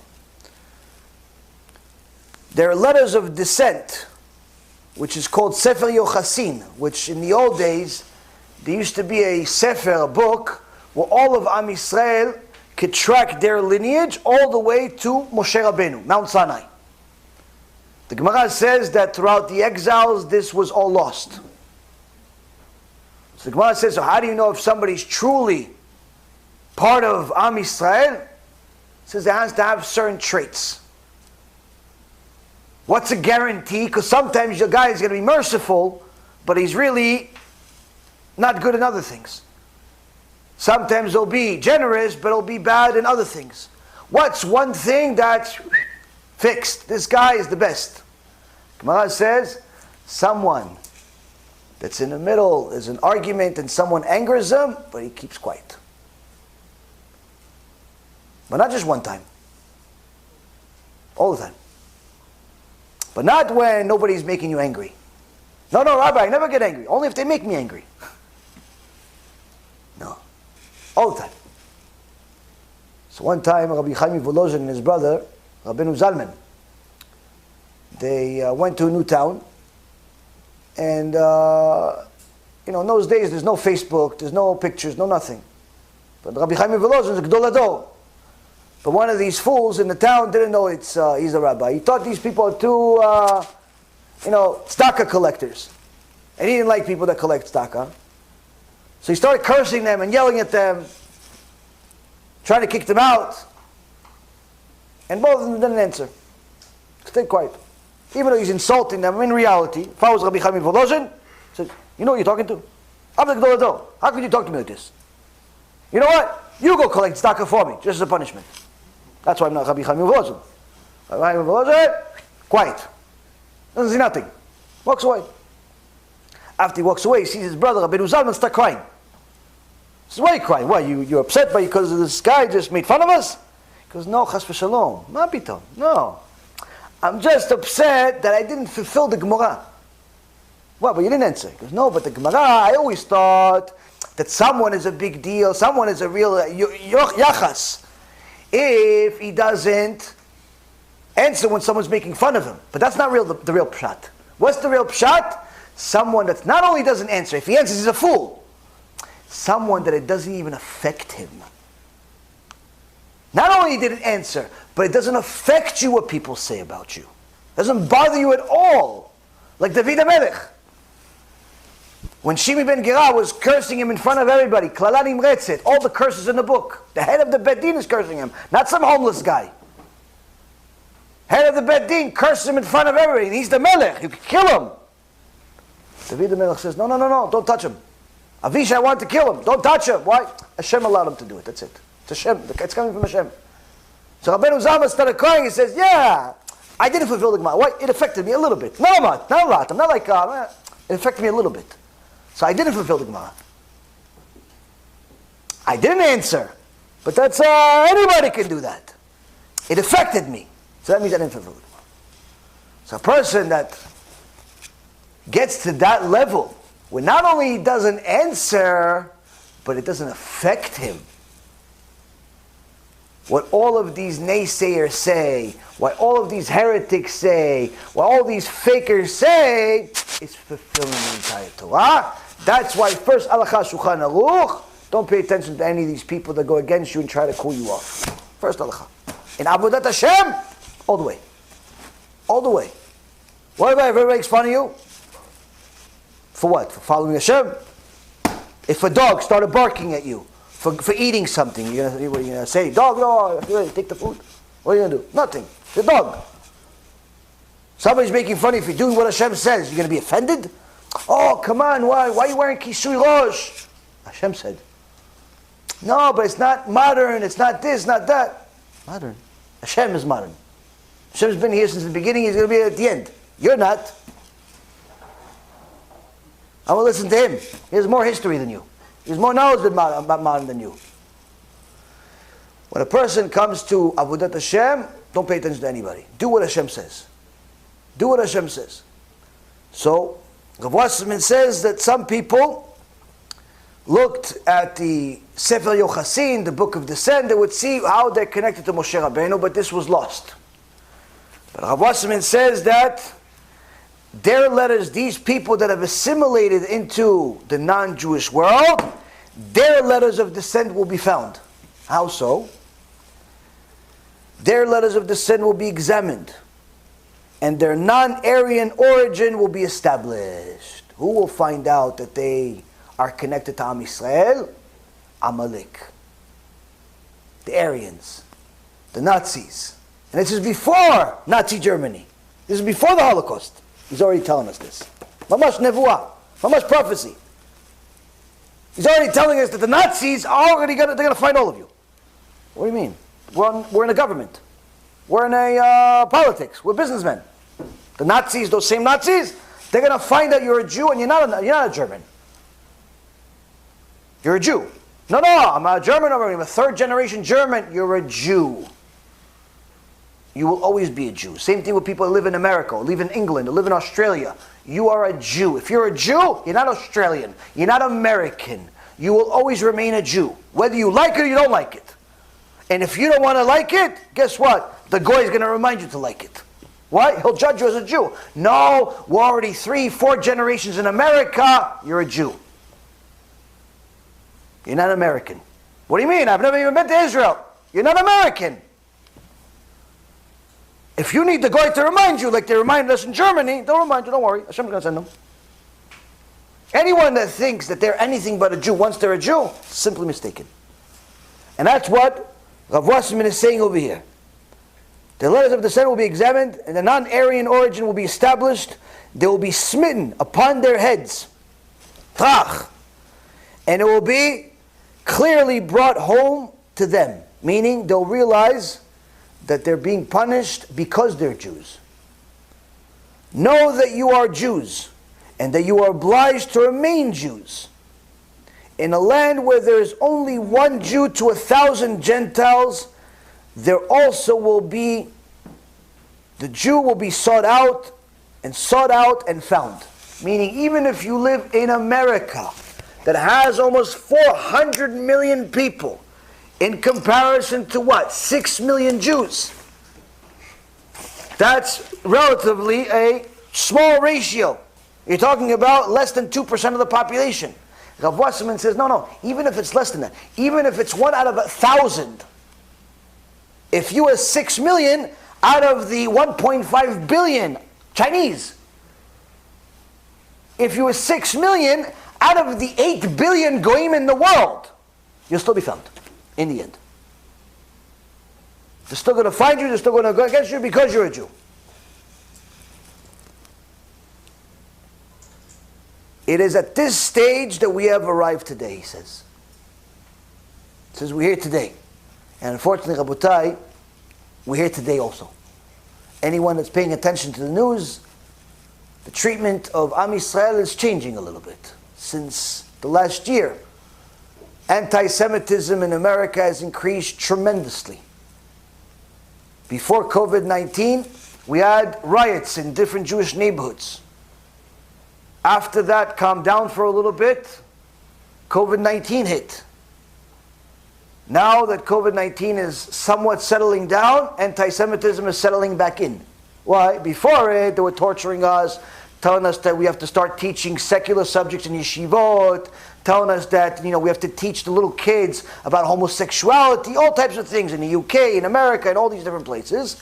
Then it calmed down because everybody was busy with COVID-19. Now we're back, and how many New Yorkers and Californians are complaining about the government rules for Jews, not for everybody? If you're a Jew, you have different rules. Why? If you're protesting, 10 million people, 5 million people, 5,000 people, whatever it is, protesting, destroying public property, no problem. COVID-19 is not relative to you. But if you are 10 Jews who want to go to synagogue, not allowed. Not allowed. 10,000 people protesting, allowed. Right to protest. 10 people praying to Hashem, not allowed. Non-Jewish park, allowed. Jewish park, problematic. Non-Jewish activities, allowed. Jewish sleepaway camp, not allowed. No camps this year. All types of strange and unique rules that show us what? Not that the government is bad. Anybody that thinks that the government is bad is simply an idiot that hasn't paid attention for 2 hours that I'm talking. It's not the government. Stop fighting the government. People are like making videos. Oh, look at Cuomo, look at Shomo, look at this Mo. Forget about these people. It's not the government. It's HaKadosh Baruch Hu. Rebuking us. Why? We've been following the wrong shepherds for way too long, so he's now hunting. The evolution of this step has not yet been completed, the Rav Wasserman says. But with great rapidity, it spreads from one country to another. When the first step is finished, and all the lost are found, then we'll start the second step, which is, and the estranged I will bring back. We see that from the time of the Holocaust, it became impossible to be a Jew that's not on the map anymore. There used to be groups of Jewish people that were simply in different parts of the world, you didn't even know they existed. It's no longer possible. From the time of the Holocaust, pretty much at that point, from that point forward, everybody knows where every Jew is in the world. There are Jews in Switzerland, there are Jews in France, there are Jews in Israel, there are Jews in America. Everybody knows that there's Jewish communities everywhere. Shtabach Shemo. You can't hide. And it's not because we want to be on the map, we simply are. So Rav Wasserman says that after that, HaKadosh Baruch Hu will fulfill the second part, which is, he'll bring back the estranged. Who are the estranged? Those people that were masortim. The people that were keeping, traditional Jews. They would go to shul like I used to, once, twice, 3 times a year. Why? Yom Kippur, I'm going to shul. Rosh Hashanah, I'm going to shul. Pesach, sometimes. Shabbat? No, not so much. Every day? Not so much. Why? I'm busy, I'm working, I'm this, I'm that. Kadosh Baruch Hu says, I'm going to bring those people back. How am I going to bring those people back? He's going to send them the emet in all different ways. He's going to allow people to invent something called the internet. He's going to allow mass distribution of books. He's going to allow certain things to come into the creation that didn't exist at the time this was written. Today, it's easier to get Torah than it is to get food. If you want it. Because the lost are included in the first stage, he says, I will bring back the estranged only because the lost are included in the first stage. Finally, I will bandage the broken. That will be fulfilled. Now, in the above mentioned prophecy by Yechezkel, one should notice the words, my sheep err. Says my Yishogu Tzoni. HaKadosh Baruch Hu says that my sheep, they're making an error, meaning that their sins are not, by the vast majority of them, are not purposeful. Meaning, they're not going against me because they don't like God. Yes, there are many lefty, liberal heretics that are also evil people. And there are also people that pretend to be religious that are outright evil people, like some of the people I've been talking to today and for the last couple of weeks. And you'd be surprised how evil people are. But that's not the majority, Baruch Hashem. Unfortunately, most are making a mistake, either by going against the Torah one way or the other, but they're not, inside, they're not evil. And he says, look, when Hashem talks about his sheep, about his people, he says, my sheep, they err. They are making a mistake.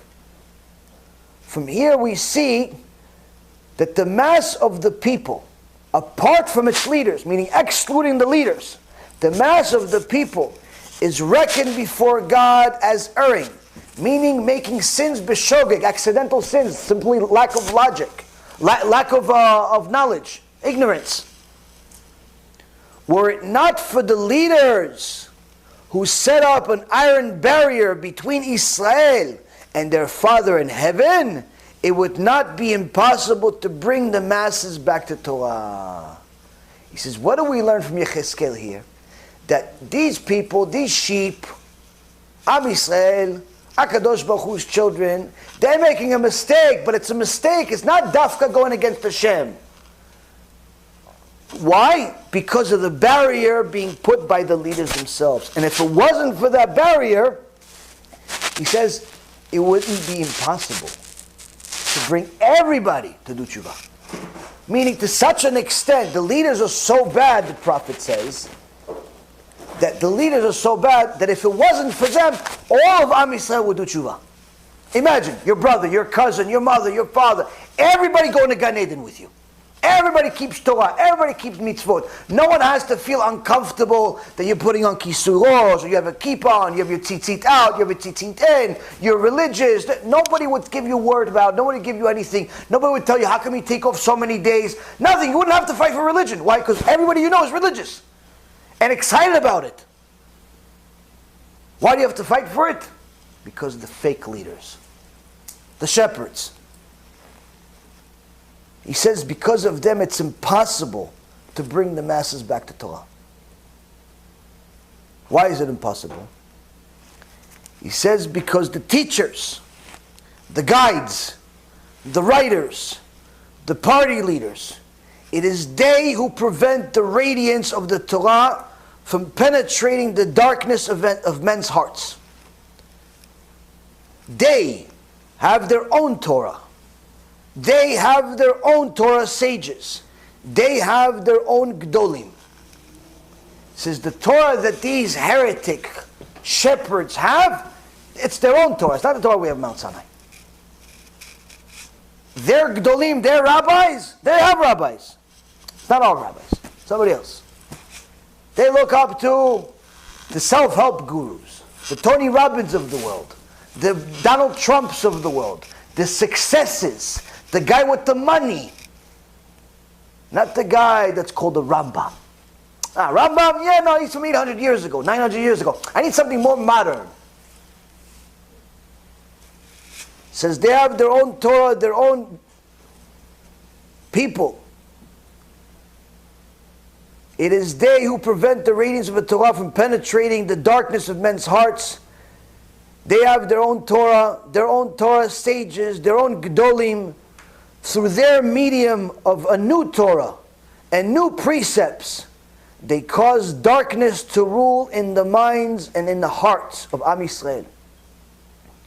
It is also noteworthy that when the real opportunity is given to the masses to hear the word of the true Torah, they drink it in and it eagerly.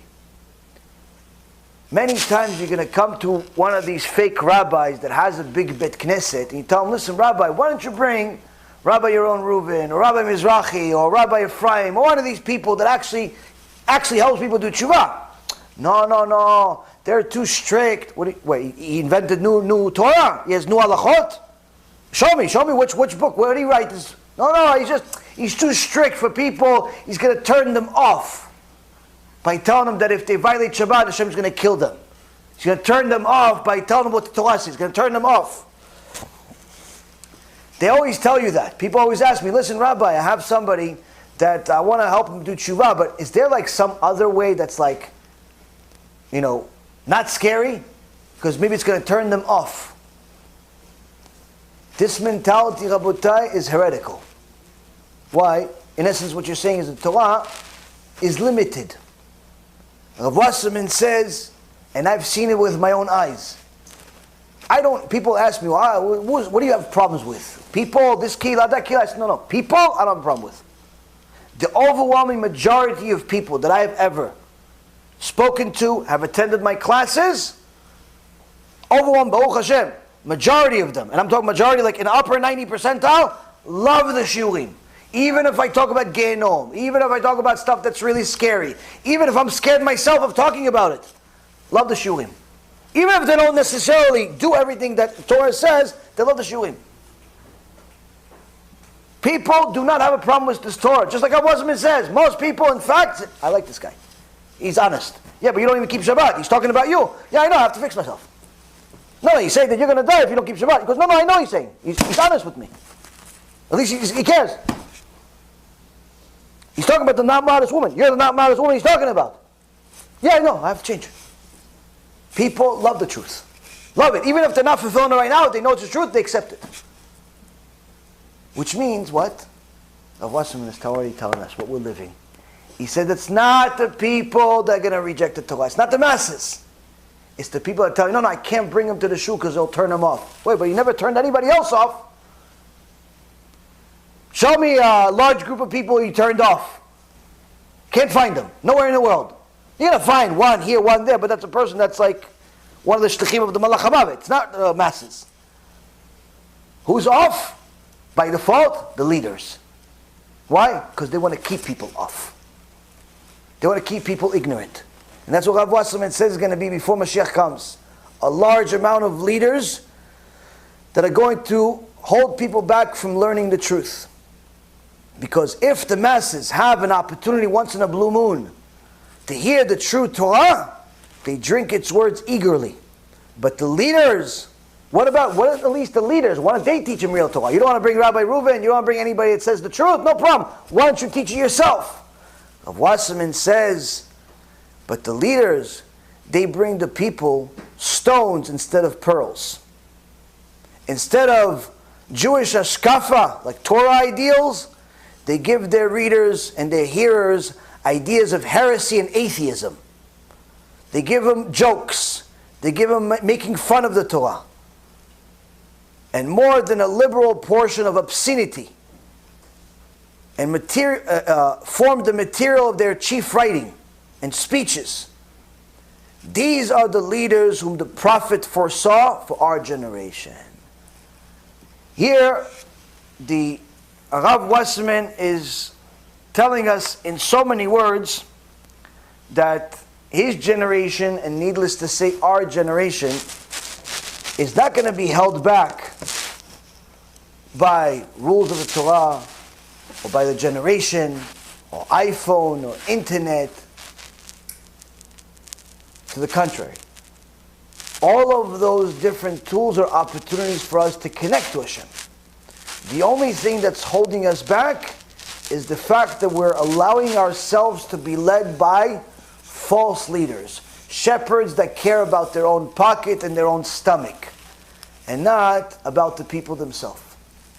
Now, many times, people like to say, yeah, but what about the fact that there's many people that are tinok shenishba, that were born into a non-religious family, not to cover the same thing again, but to explain to you how much this is a fool's errand that people keep chasing. As I've explained, the whole issue of tinok shenishba is, which in essence literally means a captured baby, because in the old days the Christians used to steal Jewish babies and tell them they're Christians and not Jewish, so that kid will grow up and not even know that he's supposed to be fulfilling the Torah. So he cannot be judged as a full-blown Jew because he doesn't even know he's Jewish. So people say, some Chachamim say that yes, some people that are in the world and they were brought up in a secular family should be judged the same way. Now, so many people today, these false shepherds, as the prophet calls them, these shepherds, they like to use that argument. Yeah, but this guy, he always grew up, secular, so he's a tinok shenishba. So you tell him, yeah, but tinok shenishba only is an halachic term of how you treat him while he's in this world, not how you treat him after he dies. What does that mean? If somebody violates Shabbat knowingly, meaning he knows that you're supposed to keep Shabbat, he just doesn't feel like it. Doesn't feel like it, he wants to work, he wants to go to the beach, he doesn't want to keep Shabbat. That person is considered, according to halacha, 100% an idol worshiper. And if he touches your wine, you're not allowed to drink that wine. If he says he wants to be a witness in your wedding, as one of the two witnesses, you're not allowed to allow him, because if he's a witness, your wedding is not valid. If he slaughters a cow, even if he follows all the steps, you're not allowed to eat that meat. It's tarif. And so on and so forth. Why? Because he knowingly violated Shabbat, you have to treat him like he's an idol worshiper. Now what about a tinok shenishba? Meaning someone that doesn't really know about Judaism. He knows he's a Jew, but doesn't really know anything because he lived in some kibbutz or something like that. He says, that guy is sinning, but you don't treat him the same way. Meaning, that guy, if he touches your wine, you can still drink it. You can still drink it. You don't have to, he's not a full-blown idol worshiper. But you have to get him to do tshuva. Now what about after these people die? Does the tinok shenishba go to heaven and the guy that sins on purpose go to Gehinnom? No, they both go to Gehinnom. Who goes to heaven? People that do mitzvot. There is no tinok shenishba in Gan Eden. Gan Eden is reserved for people that have done tshuva and fulfilled their life full of mitzvot. That's what Gan Eden is for. But the fake shepherds will tell you, no, the Rabbi is going to save you, or this one's going to save you, or I'm going to save you. Okay, so next time one of these jokesters come to you, this is what you do. Tell, listen, Rabbi, so tinok shenishba, so in reality nothing matters? Yeah, you're good. Okay, good. Listen, Rabbi, you know how to wed people? How to make a wedding? Yeah, sure. Okay, so my friend is going to get married, and he wants you to be the rabbi. And I'm the one that's setting everything up. Oh, mabruk, mazal tov. After the whole mazal tov fakeness, after the whole stops, tell, okay, Rabbi, listen, so this is how it's going to be. He's going to be the bride, the groom, his wife is going to be the bride, you're going to be the rabbi. Okay, great, we just need to get witnesses. No, I already took care of that, Rabbi. I'm going to be the Mechal Shabbat. I'm going to be the witness. And Jose, my friend, he's also going to be the witness. No, you can't be the witness. All right, because Jose is not Jewish? Okay, no problem. You know what? I'll bring my brother. He works with me on Shabbat in our store, so I'll be the witness also. He's a good guy. No. What do you mean? Rabbi, you said I'm a full-blown Jew. I'm a tinok shenishba. Why can't I be a witness? Why can't I be a witness in the wedding? How come I can't be a witness? Rabbi, I'm not going to hire you then. Yeah, maybe it's not for me, this wedding. Reality is, Rabotai, he knows. He knows. When you put him, you catch him, and you show him a real-life example of putting yourself, or somebody, it's a Mechalel Shabbat, in a position that's forbidden, that rabbi will show his true colors. I'll tell you, no, I can't do it. Listen, my friend, he works on Shabbat, but he does shchita, he's the best in the business. So he just does it on Shabbat. It's okay, right? It's kosher, right? It's kosher cow. Everything's good. No. Why not? Tinok shenishba. No. Chabotai, when it suits them, they'll tell you you're tinok shenishba. When it doesn't suit them, they'll tell you, no, let's try to figure out a different way. Let's try a different way. And they'll come up with all types of excuses of why you don't need this and why you don't need that. Why? Because what are they concerned with? They're not concerned about the sheep. They're concerned about their stomach. And that's why a person needs to be very, very careful who he listens to, who he calls his rabbi, who he prays with, who he learns with. You have to be very careful. You have to understand. You're going to have most likely at least 3 different rabbis. One is the posek. If you're a Sfaradi or Ashkenazi, you have to have a posek. Most of the time, your posek is not alive. So Rav Ovadia, if you're Sfaradi, that's for all Sfaradim, we go by Rav Ovadia. So that's your posek. That's one rabbi. Then you're going to have a rabbi that's a local rabbi, your local shul. You don't have to be best friends with that rabbi. You probably don't even have to necessarily talk to him. You have to be nice to him, but you go pray to shul, you leave. Don't be involved in any politics. That rabbi is a rabbi they use locally for different minimal things. Then you have the third rabbi. What's the third rabbi? That's the mashpia. That's the one that influences you. That's the one that you ask the big questions. That's the one that you learn the most Torah from. That's the rabbi. That rabbi doesn't have to be local. Doesn't have to be alive even. But you have to listen to everything he says. Why? If you don't, you're simply rabbi-less. You're rabbi-less if you don't listen to him. Yeah, but I listen to some of the stuff he says, some of the stuff that he says. Can't do that. You have to have somebody, that's your main guy. Why? Because if you pick a little bit of roses and a little bit of apples, it may look good in the picture, but not so much in a salad. Different rabbis, that as far as the influencer, you have to have something that's the main thing. You have to. Even if you like multiple rabbis, you listen to multiple rabbis, it's not a problem. And trust me when I tell you, most people do not want to be a rabbi. The more righteous they are, the more they don't want to be a rabbi. Why? Because it's a big responsibility. But the key is that you have to have certain things. Now, if your rabbi is, let's say, he's a good local rabbi, doesn't mean that he has to be your rabbi. If he is a good mashpia, a good speaker, but he's not necessarily what you're looking for as someone's going to influence, fine, you could listen to him, but he doesn't have to be your main rabbi. The point being is that you have to have a rabbi, but the most critical part is that you have to make sure that whoever's in those roles is not one of these wicked shepherds that's more concerned about his belly than he is about your olam haba. Because if you have one of those, that's a very dangerous relationship. If your rabbi is asking you to constantly chip in, to pay for the expenses of the shul, for the expenses of the community, but you're still not even keeping Shabbat, and he's never mentioned a word to you about it, most likely, he's one of the bad shepherds. If every time you talk to him it's about money, it's not a good sign. It's not a good sign. If every time he comes to your house it's to collect, it's not a good sign. I'm not saying he's necessarily 100% Erev Rav, but it's not a good sign. If the topic of conversation is constantly money, it's not a good sign. Because what happens is, naturally, if we look at things we desire, eventually we become obsessed with them. If you go on some menu. If you don't look at the menu, you could pick what you want to eat in 3 minutes, at most, sometimes 30 seconds. You start looking at a menu, the bigger it is, the more difficult it is to make a decision. Why? You would think if I go to a restaurant that has 500-page menu, so many choices, it'll be easier to make. Opposite. The bigger the menu, the more difficult it is to make a choice. Why? Because you start visualizing all the things on the menu and you're eating them. Ooh, Sunday. Yeah, well, it's only Monday, but I want a Sunday.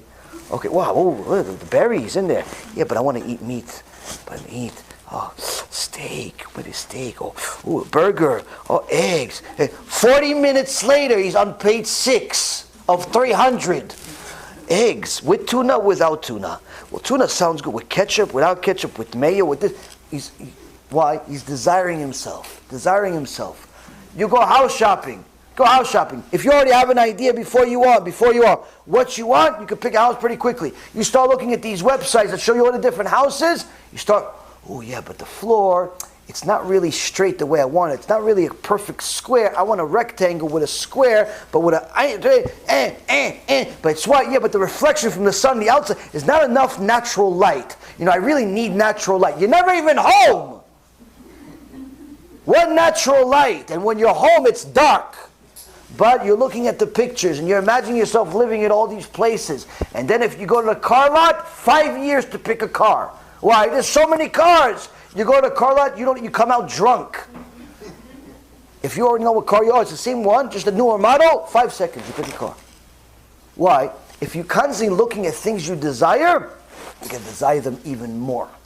When you are constantly talking about money, even if the rabbi is a good guy, every time he talks, it's money, money, money, money, money, no Torah, guess what? He starts desiring money. He starts looking at you like a money sign. You start looking at him like a money sign. Every time I talk to this rabbi, it's money, man. Yeah, but you're the one that offered. Yeah, but I don't know. Yeah, but you're the one that's giving. You're the one that's giving. He didn't come to you for the money. Yeah, but I don't know. It's like an I don't know. Like, already. Why? Because you have to make sure Torah stays clean. Now, of course, money is going to be involved at some point if you want it to be. But that shouldn't be the main thing. And a good rabbi will make sure of that. We'll finish off with this story so you understand what it means to aspire to be a gadol. Mordechai Eliyahu, alav shalom, came to America one time. I believe it was in Los Angeles. And one of the people in the Keilah says, Kvod Harav, if the Rav will please come with us to the guy that built the shul, come with us to his house. He has a certain issue he wants to talk to you about. So the Rav says, no problem. So he comes to his house, Motzei Shabbat. The guy's house, several floors of glory, huge mansion, millions and millions of dollars, very successful person. To get to the kitchen, even though they're big houses, they still have kitchens, believe it or not. And he sits with the rich man in the kitchen with his helper over there. And he sees this rich, successful person start crying like a little baby. He says, Bnei Yakar, why are you crying? My son, why are you crying? He says, Kvod Harav, you see all of this? It means nothing. He says, you don't have to tell me that, son. No, Kvod Harav, I mean, it means nothing because my son is about to marry a Goya. And there's nothing I can do about it. There's nothing I can do about it. I talked to him, the rabbi is here, talked to him, nothing. If the rabbi can do something about it, I'm going to write the rabbi a check for $10 million. But Mordechai Eliyahu looks at him and says, where's your son? He says, upstairs. Mordechai Eliyahu leaves them, the helper and the guy are there. Goes upstairs for 40 minutes, sits with the guy, with the kid. 40 minutes he's sitting. Till this day, no one knows what he said to him. But after 40 minutes, both of them come out, and the young guy, he's in his early 20s, is crying like a little baby. Starts kissing his father's hands. Abba, I'm sorry, I just finished it, I called her, that's it, everything is off. Everything is off, I'm sorry, I'm going to find a Jewish woman, I'm sorry for going against you. Tzaddik. Tshuva, 40 minutes. No one knows what he said to him. 40 minutes later, they've been fighting him for months. Nothing. The rabbi's here, the rabbi's there. All types of people, all types of proofs, this, that. Nothing worked. Rabbi Mordechai Eliyahu goes up to his room, sits down with him. 40 minutes later, like a little tatale. Little Yaakov Avinu comes out of the room, crying, hysterical, I'm sorry, Abba. The guy gets so excited, takes out his checkbook, $10 million. It's easy to write $10 million, only a few digits. Just try it. Now, writes a check. Rabbi, don't come out to the rabbi. Who did he give it to? To the helper. The rabbi didn't pay attention, he didn't see it. He was so happy the kid did tshuva, that's it, Shavua Tov, and he leaves. As they're walking to the car, you know, these big houses, they have big lawns. It takes like 20 minutes just to get to the car. So, Ishtabach Shema, they get to the car, and he sees that his Gabai, also Tamil Chacham, he sees that he's like a little elated, you know, what happened? He goes, Rabbi, we're going to be able to do it, Kvod Harav, all the yeshivot, all the mosdot, all the things what the rabbi wanted to build, we're finally going to be able to do it. He says, what do you mean? Finally going to be able to do it? Because Rabbi, look, I got it, look, he shows him a check for $10 million. Look at it, give it to me. Here, Rabbi, come back. Takes him inside. They go back inside. Shavua Tov. What? Oh, Rabbi, you forgot something? Yes, ego. What? What? Kvod Rav, not anything. No, chas v'shalom. This is your money. It's not my money. No, Kvod Rav, I'm giving you. No, I said, no, I don't care what you said. This is your money. Why Kvod Rav? I mean, it's okay, whatever. I know you don't do it for money and everything, you're tzaddik, everything, but I want to give. No, take your money. But why though? He says, listen, if there was even 1% of me that did it for the money, that siyata dishmaya that I had, that divine assistance that I had to make your son do tshuva in 40 minutes, guess where it would be? Some other country, not here. Your son would never do tshuva. The only reason it worked, the only reason people do tshuva in such large numbers is because I do it for free. Not for money, not for nothing. No self-interest. The second I am nagua, I have a self-interest in it. I'm doing it for kavod, I'm doing it for money, I'm doing it for this or for that or for views or for likes. Guess what? No more Baalei Tshuva. They all go bye-bye. To who? To someone that's doing it for the right reason. HaKadosh Baruch Hu does not help people that are simply going to help people do tshuva, but because they're going to get paid for it. It's a very good business. To be in the kiruv business, if you're in it for long enough, you can make a ton of money. Why? Tell people whatever you want. Tell people, listen, what? Your tinok shenishba, Hashem loves you, have emunah, tell your wife everything she wants to hear. Donate, ding, campaign, $1 million, $2 million. People will start raising money for you. Rabbis will raise money for you. Why? Tell people whatever they want. But you want to get Baalei Tshuva? You want to get real people to do Tshuva in large numbers? Can't do it for money. Yeah, there's money maybe exchanging hands, but everyone knows clearly that they can't buy you for even a half a second because of money. They're not going to change your Torah for half a second because of money. Your advice, your guidance is 100% Torah, whether it's to a donor or to a hater. Whether it's to a person that donates $30,000 a year or $30 million a year or $300 a year. Doesn't make change. Why? The second your Torah changes, it's no longer Torah. Lo b'shamayim. It's not from heaven anymore. And it's not going to help people. It'll destroy them. This is why sometimes you're going to go to certain places, like this Rasha that I talked to last week. I told him, how long you have this keilah that you don't have any Ruv? He says, 15 years. Why don't you have any Ruv after 15 years? Oh, it's horse and carriage. Meaning, the entire keilah drives on Shabbat. After 15 years. Rabotai, if after 15 shiurim, you don't do serious tshuva to change your life, please don't come anymore. I have failed you miserably, I'm not the vessel. 15 shiurim. In fact, it should be less. If you haven't changed a little bit, every shiur, you should either watch it again or just don't come. Why? I failed. Miserably. 15 years you don't help the person? How about this? If I smash my head against the wall for 15 years, I'll definitely change. If I smash don't say anything to me, but if I smash my head against the wall for 15 years, for sure I'm doing tshuva. So if smashing my head against the wall for 15 years will work, but your speech didn't work for 15 years, something's wrong.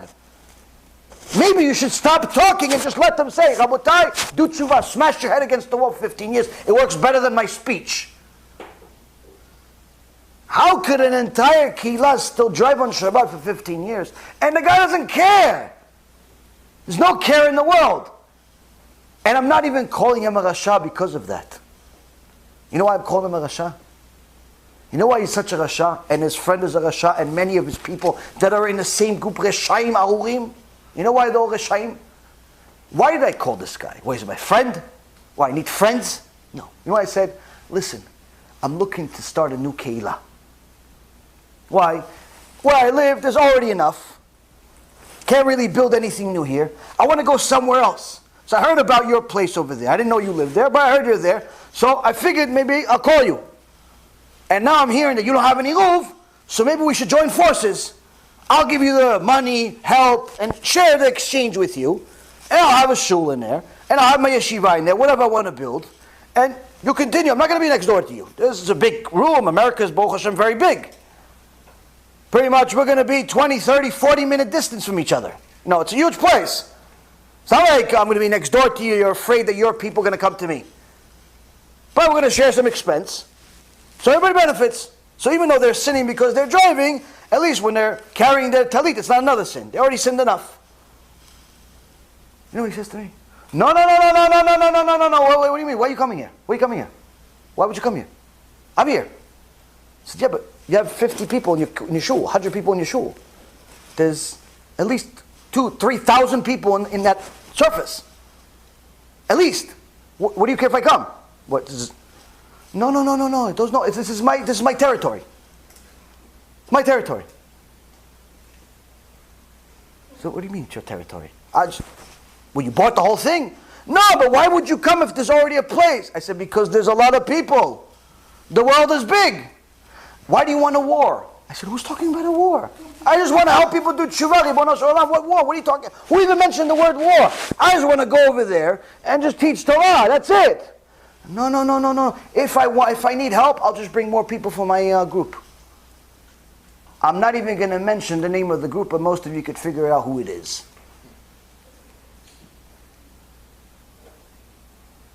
No, if I want any more help, I'll bring more people from my group.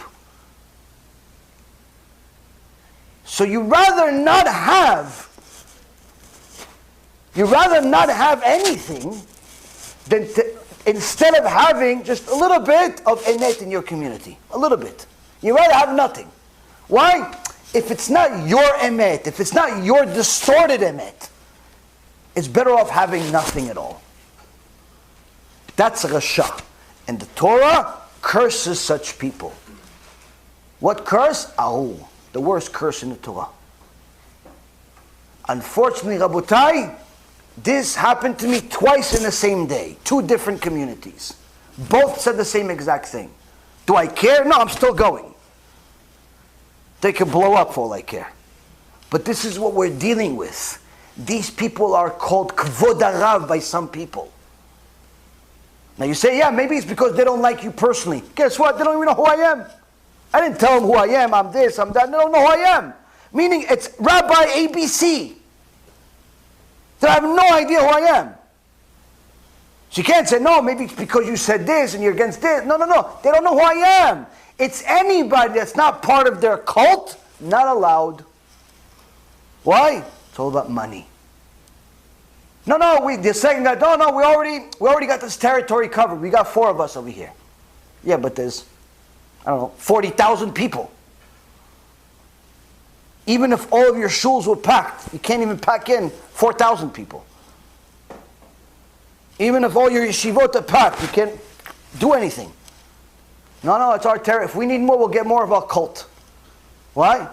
It's all money. It's all money, unfortunately, Rabotai. And guess how they get money? From you.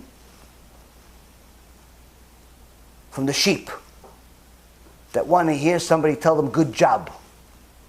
They want somebody to tell them chazaku baruch for their sins. They want somebody to tell them you're a tinok shenishba, you're not obligated to do everything. That's how they build these monuments that teach kfirah. One place in Parkland has at least $30, $40 million building. Huge monstrosity of a building. You'd say, why? It's a good Jewish building. Why do you have such a problem with it, Rabbi? Because the rabbi there married a Goya with a Kohen. And said, no, she converted, as if it's allowed anyway. Why? Because that guy donates big checks, big ones. 7-figure checks. You donate 7-figure checks, you can marry whoever you want. Rabbi's going to take you to Gan Eden. Okay, no, we'll see. We'll find out later. That's what happens, Rabotai. They sold us out. But it's our fault. Why? We keep telling them, Chazaku Baruch Rabbi. This is where we are in the letter. We haven't finished this part. We're going to complete this part next week. But I can tell you, Rabotai, it's only going to get even more interesting as we see more and more of what Rav Wasserman wrote nearly 100 years ago in our reality today. It's scary how real it is. It's scary how modern it is. It's scary how much all of it is happening, because if all of that happened back then and all of it is happening right now, whatever happened after it, chas v'shalom, can happen again. Like, you can say never again about the Holocaust as much as you want until you burn, you turn blue in the face. Saying never again doesn't mean anything in Shamayim. He warned us and we didn't listen. Question is, how many of us are actually going to listen this time? That we have not only the warning, but also clear examples of what happens when we ignore the warnings. And not just examples from 3,000 years ago, at the time of the Beit HaMikdash of 2,000 years ago, or the Spanish Inquisition of 500-600 years ago, or, no, 70 years ago. There's still people that survived to tell the story, that were there. I met a few of them. Some of you that have been with me for a few years, remember that one of them used to come to the shurim on a regular basis. Reality is, Rabotai, is that this is real. And it's happening.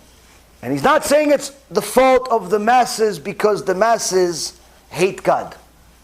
But rather because the masses are allowing the leaders, the shepherds, to continue leading without going against them, without saying anything against them. And that's our fault. That part is our fault. And that's why we have to continuously learn more and more Torah, publicize more and more Torah, but make sure that it's emet. It's 100% emet, because that's the only recipe that works.